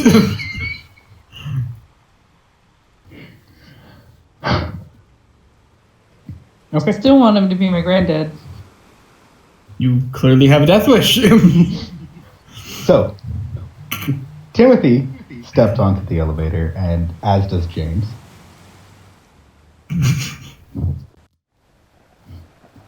Lucas, are you going back in the elevator? Lucas gets back in the elevator. Okay. As James gets in the elevator, because he's the last one to get in, as he turns around to hit the button to go down to the armory, as he's turning, he says, "Mind the tail." Oh my god. I again love to imagine James is just a fucking toddler when it comes. Nice. I would love this man to be my grandfather. No. Yes. No. Yes, fam. Oh my god. Please.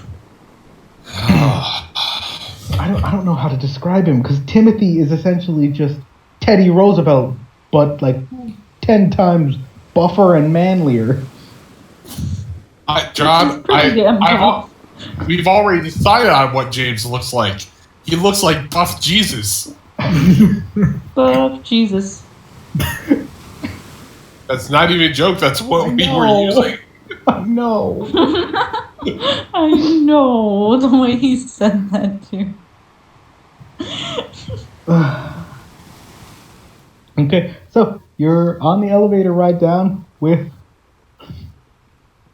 James in a Deathclaw onesie. James And Timothy Georging all the way down. Mm-hmm. He just looks ashamed, honestly. Vlad, he's got an odd twinkle in his eye as he's eyeing his grandfather in the Deathclaw onesie. And Lucas is gonna look at Vlad. Not on his dead body, and he points at Timothy. Timothy turns to Vlad, looks at him eyeing his grandfather, looks back to Vlad.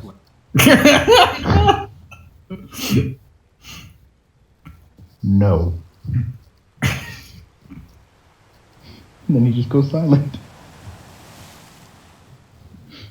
Alright, so after a moment of, I guess you would call it an awkward elevator ride, the elevator doors open, and you are currently in the armory again. All the weaponry everywhere. One thing to note is that almost all of the people in the armory are currently working on various different guns, seemingly trying to just mass upgrade them. Mm-hmm. Where's my target?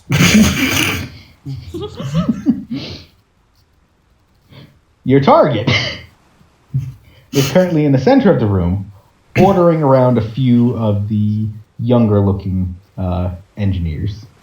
Mm-hmm. Tim, again, I'm going to ask you again. Do you have any objection to this? Once again, Timothy tries to say something. James leans over. The Deathclaw face essentially mushing against Lucas's face as he whispers in his ear. You know, the best way to take a man down with good old fisticuffs. Punch him in the nose. Punch him in the balls. And then when he's down on the ground, punch him in the balls again. Right. John? Yeah. The disembodied spirit of George gives a thumbs up. I'm rolling stealth. Oh god, we're going to do this as a stealth attack? Alright, let's do it. Yeah, 21. Okay. Stealth?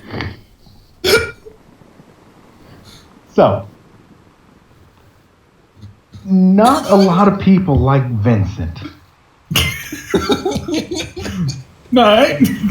Oh, to make it so much easier. As you are slowly making your way towards Vincent, anyone that looks in your direction looks at you, looks at the look in your eyes, looks at where you're looking at Vincent, then goes back to working. Good. John, I would like. Can I grab like a hunk of metal and put it in my fist, like a knuckle stuffer? Oh my god. Are you trying to kill him or? No, just really make him remember this.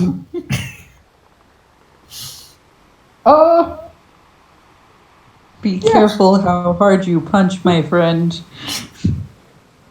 Yeah.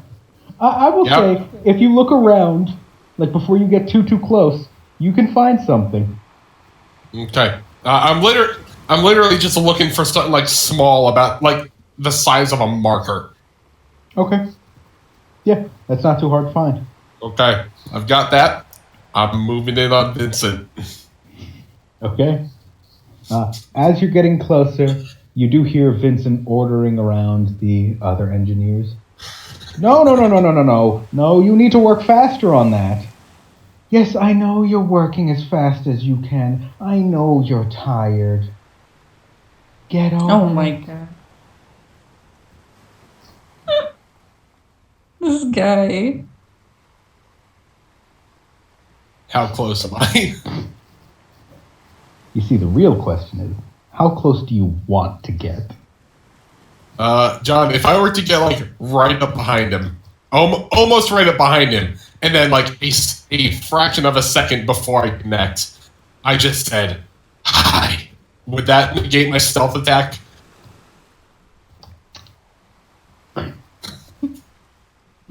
I'm torn between yes and no. I mean, if he says it as he's punching, I'm going to say no, but he's at least going to turn to look at you. So he can't dodge, but he knows someone's there. Mm-hmm. So I am going to get my stealth attack bonus? Yeah. All right. I'm rolling. Okay. For damage, or you want me to roll for attack? He is stationary. Okay. Rolling damage. Oh boy. John, that is a natural 20 on the first one and a natural 18 on the second one. Mm-hmm. Hi. So, as everyone went back to working, they got curious. They wanted to see what this man who was stalking towards Vincent was going to do. James is in the elevator, essentially just airboxing. Timothy he's looking amused, but he's not overly happy or anything. Vlad is just intrigued. Charles is, I guess, George. I guess the look in his eyes is pride. Oh my god. And He's like, that's everyone in my the boo. room sees Lucas slowly walk up behind Vincent, very ever so calmly say hi. As Vincent goes to turn around, the knuckles of Lucas smash into the side of his face. At least 3 teeth come out, and he just flops to the floor. Is he unconscious? Oh, he is very unconscious. There is a very, very obvious red mark in the shape of your fist. Lucas just kind of like stands there for a moment with one of his hands on his hip, looking down on him. Looks up to everyone. Yes!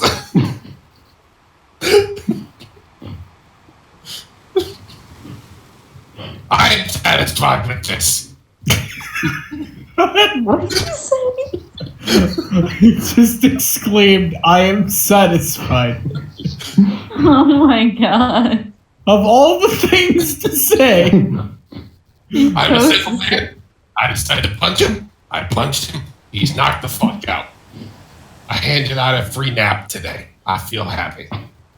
I feel happy. Some people start cheering. Some people start laughing. The loudest one cheering is James. Hopping up and down, whipping the couple people with the Deathclaw tail.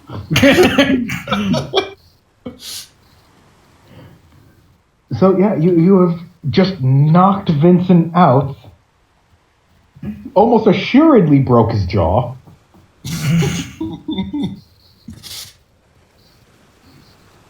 What would you like to do with yourself now? maybe inquire about some of the new weapons being built now that you've earned the favor of everyone in this room. Do I see anyone working on like pistols and shit? Yeah, there are a few people working on some pistols. Could I inquire with one of them about the possibility of getting a automatic receiver on my 9mm? Yeah, that'd be possible. Okay. How much is it going to run me? For what just happened, nothing. A steep price of 0 caps. The engineer working on it, his exact words are,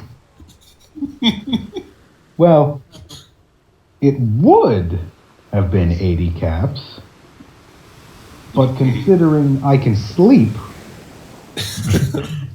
just take it. And he hands you an automatic receiver. Yes.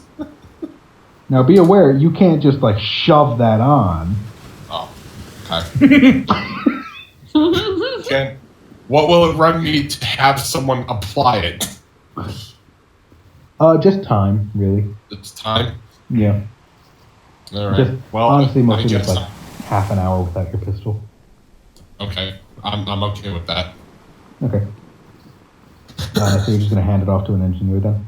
Yeah. All right. And this is the silenced pistol, correct? Yes. Okay. Yeah.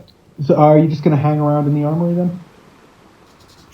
I am then going to, after handing off the pistol, I'm going to head over to Timothy and ask him about this oil refinery that Charles brought up. Okay.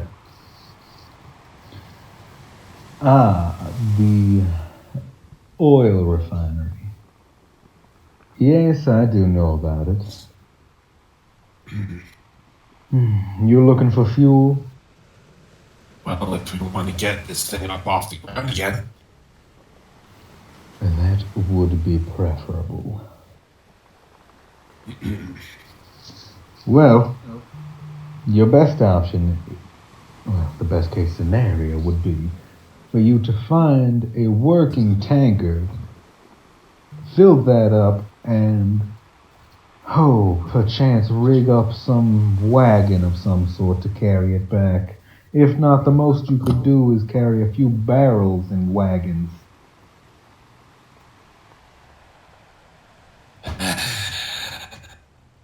I look at Vlad. Shut up. Vlad's just smiling. All right. Where do you want me to build this wagon? Or do we have something that maybe some of the caravanners might have?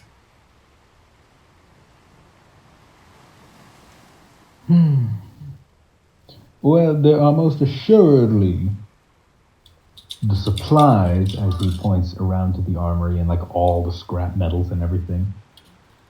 We do have the supplies to craft something that you need. It's more of a matter... How are you going to transport it from here to there and back? Well, the obvious answer is if it's a wagon, we just drag it. Put wheels, we put a handle on it, we drag it ourselves. I don't know how far this thing is. So there's that issue. Well, If we are going to be using barrels to somehow fill the arc wing,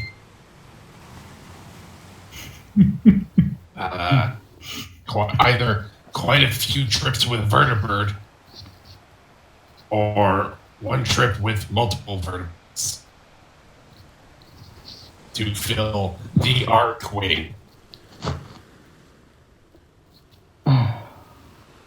Lucas, my boy, let me give you an idea of how many barrels you need. If you're doing it by regular oil-containing barrels, you might need 1,000. Yeah, I know. I'm very much aware of that. If you're using tankards, you're gonna need 100.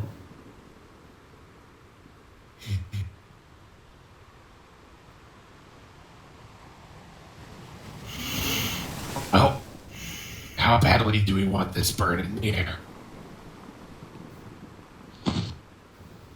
How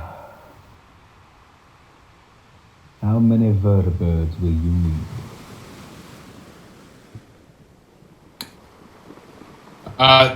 Player DM, I'm assuming the tanker, I'm thinking like oil tanker like that you would see dragged by a truck down the road. Yeah, like one of the big oil tankers. Yeah. Mm-hmm.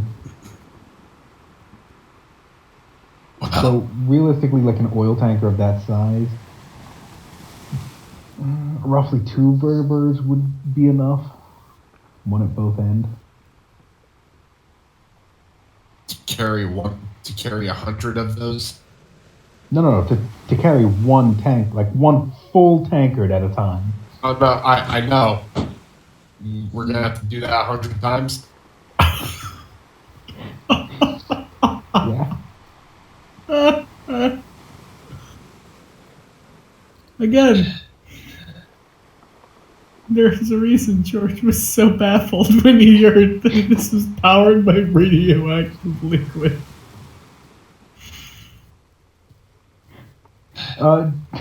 Timothy If does. What? I swear, if I ever find the person who designed this fucking engine, I'm gonna smack the fuck out of them. Unless it was Vincent, in which case I'll gladly smack him again when he wakes up. Did George never enlighten you about this piece of information? Timothy looks at Lucas, smiles a little bit, stands to the side, and points at James. Well, be my guest.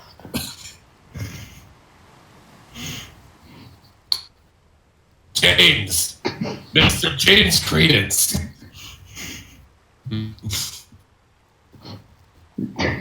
James does look over at you. Yes. May I, Lucas Price, have the honor to test the strength of your abdominal region. Lucas, I swear to God, if you were the third person we knocked out today, I will tell you right now, George's going to be very upset. You just think Nancy and George get off the vertibird, looking pretty happy, pretty like, he's like, this was a nice trip. So, how'd you guys do on getting why is Lucas unconscious? Why is every bone in Lucas's body broken? James looks at you, smiles. Oh boy. I'll tell you what. You can have 5 punches if I can have 1. Can I know how many dice he rolls first? No, don't tell him. Do you remember how many dice Timothy rolled. 2. Just know that James is stronger than him. I know this.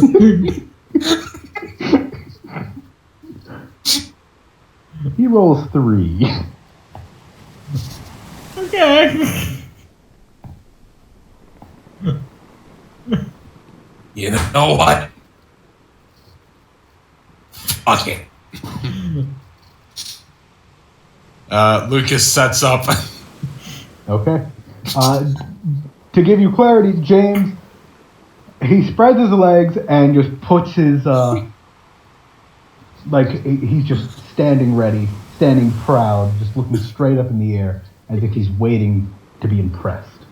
See, part of me wants to see what happens if I kick him in the dick as hard as I can. I don't want to do it.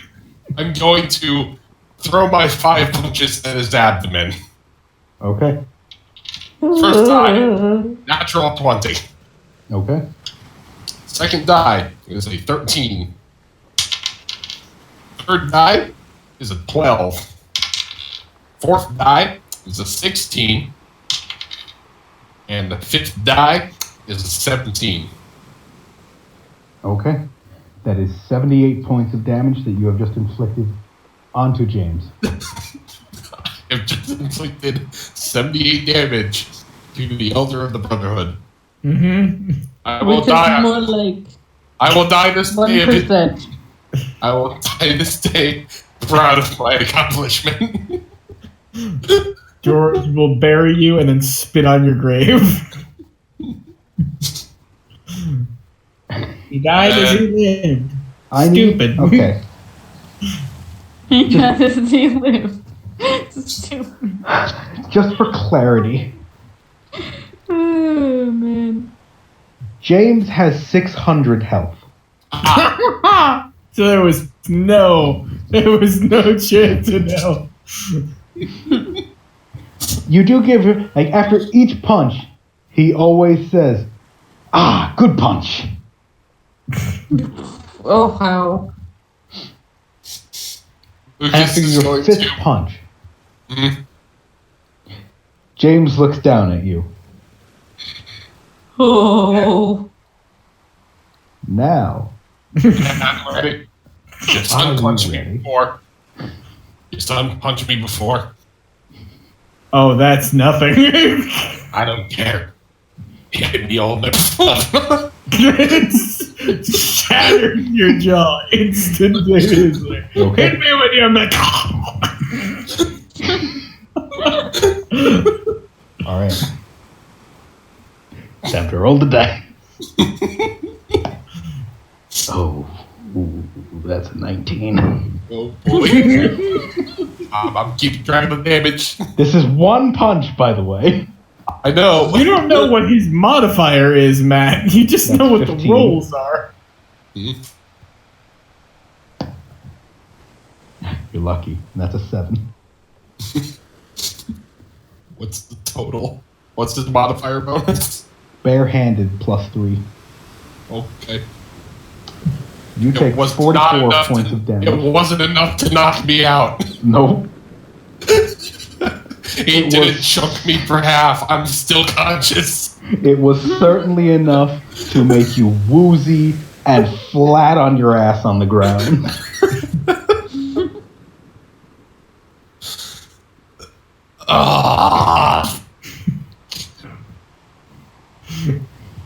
Well, fuck, struggling to get up. Lucas is looking at Credence, Tim.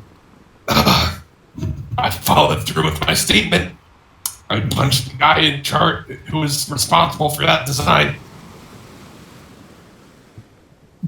Timothy almost looks impressed by you. Almost. Not many people can say they've taken a direct punch from my father, and, well, let's just say most of them don't get back up.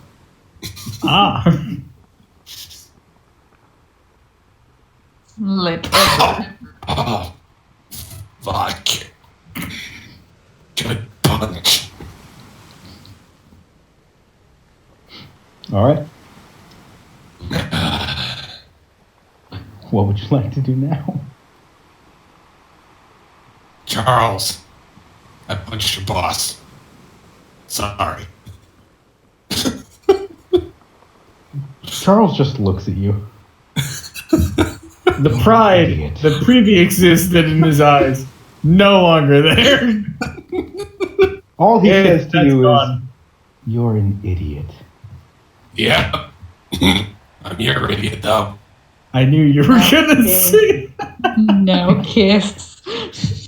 He holds up one of his hands to you. Don't test me. What do you mean he Yes. holds up one hand? Like, he kind of points at you.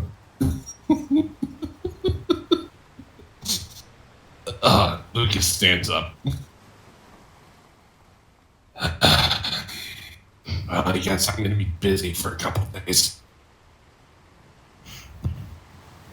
Learning how Well, to this shit repair my happens. ribs.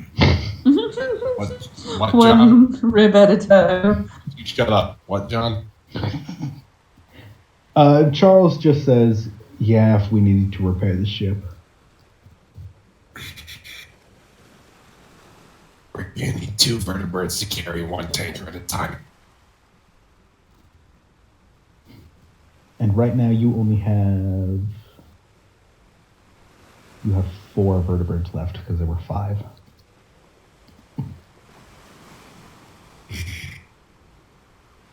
I don't want to be taking all of our remaining vertebrates. What time is it right now, John, in-game? In-game...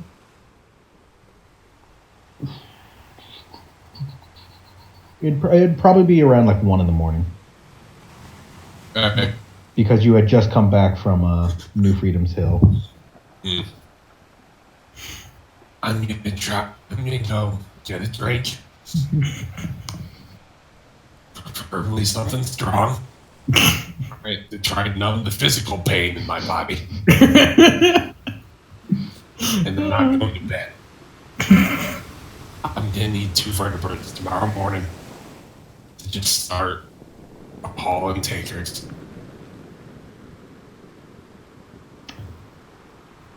I need to roll a die. Oh boy. Michael, Mm-hmm. high or low? Always high. Okay. Vlad walks up to Lucas. I swear to God, he punches me.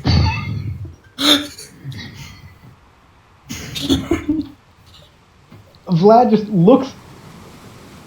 Well, it's a little bit more than a welt. Vlad looks at the welt on your body. Mm-hmm. Looks up to Lucas. Could I try? You know. And he holds up his fists as like an air punch.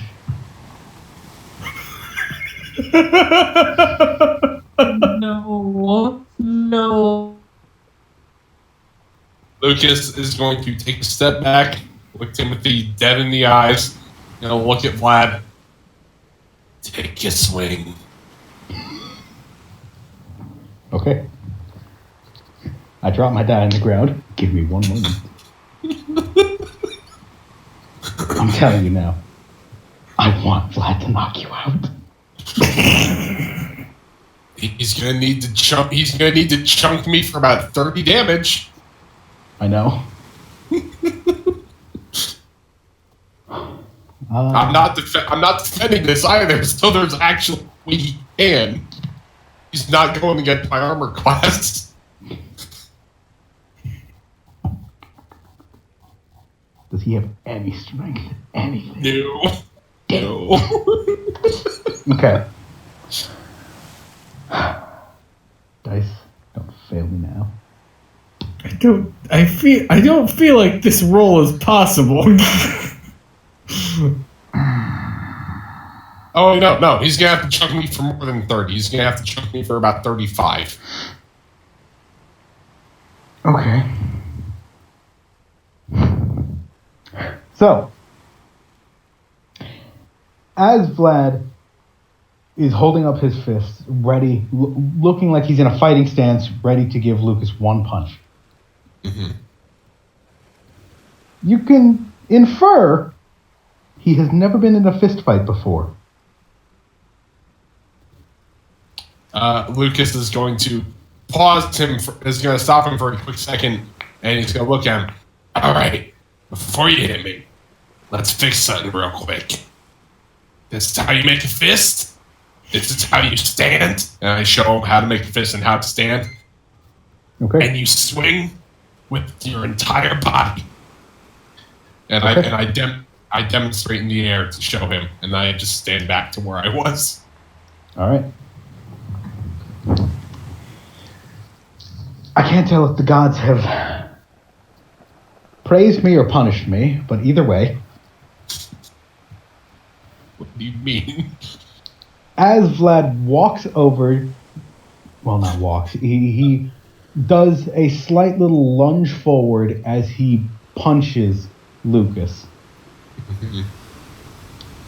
He trips, falls flat on his face, his fist, still going, slams into the ground. Vlad takes 2 points of damage. He rolled a 1. Oh my god. I would say the god smiled on you. Because that's funnier than him failing to knock out Vlad. Lucas. Goddamn tired. However, it would have been absolutely hilarious if Vlad managed to knock himself out. Lucas puts his hands like over his face, drags them down the front of his face, and then he looks at Tim and just mouths, "I'm sorry. I tried." Timothy is looking away. He's... The word ashamed doesn't begin to describe how he feels. What the fuck, John? He's not a smart boy. See, was that a roll to hit or for damage, John? That was a roll, technically for both. It was a roll for damage and a roll for hit. Okay. If he rolled anything higher than a 5, it would have counted as damage. Anything lower than a 5, and he would have either just swung wide or failed. Evidently, he found something better. Are you still using that spin down die, John? No, I'm using one of the little purple dies that Cheyenne has. It's actually a Oh, D20. the ones I It's- got her? It's Yeah. actually a D20 and not like the Magic the Gathering life counter. Yeah. Okay. Oh my fucking god. I can't believe that.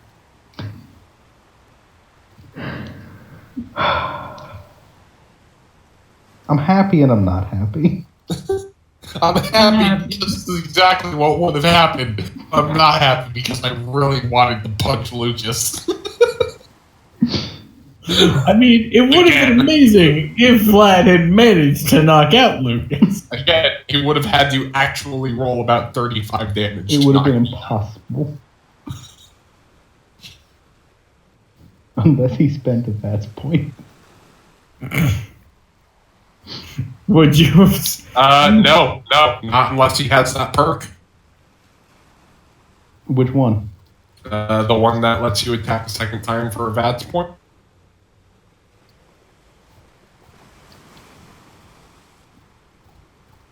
Well, no, I'm saying if he spent a VATS point for the extra damage. What do you mean extra damage? With a That's not VATS how- point. That's not how VATS works. It's a free hit. You still need to roll damage. Are you talking about your gunslinger perk? Not kung fu. Yeah, the melee perk is exactly the same. Yeah, the melee perk is exactly the same. Yeah. It's actually a second attack. Yeah, so no, it would have been impossible for him to knock Lucas out. At most, it would have been a good hit. Yeah. All right, so Lucas is just going to go to the bar and then go to bed? Mm-hmm. Oh, Yeah, so. Jesus fucking Christ, John. How is that my fault? It's not. I sowed those seeds. It just so happens that the end of the harvest was not very fruitful.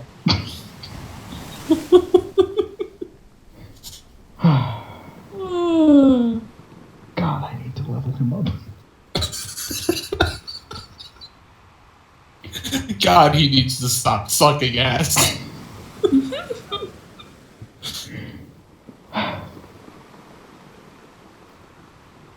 Well, I guess for now, that's where we can end it for tonight.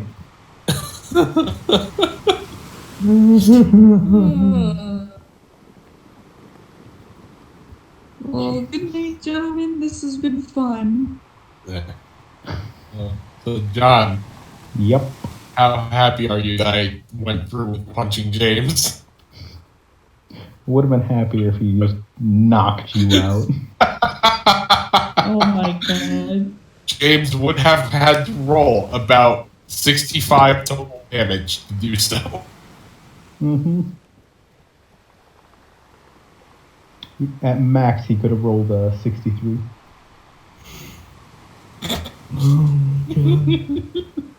Just adding in resistance, he would have had to drop me to about 50 health. Mm-hmm. Oh my god. Michael, how happy are you that I went through with that? I'm pretty happy, all things considered. It's been a wonderful time. It's been great. Oh, fucking god. Well, good night, gentlemen. Good night. Good night.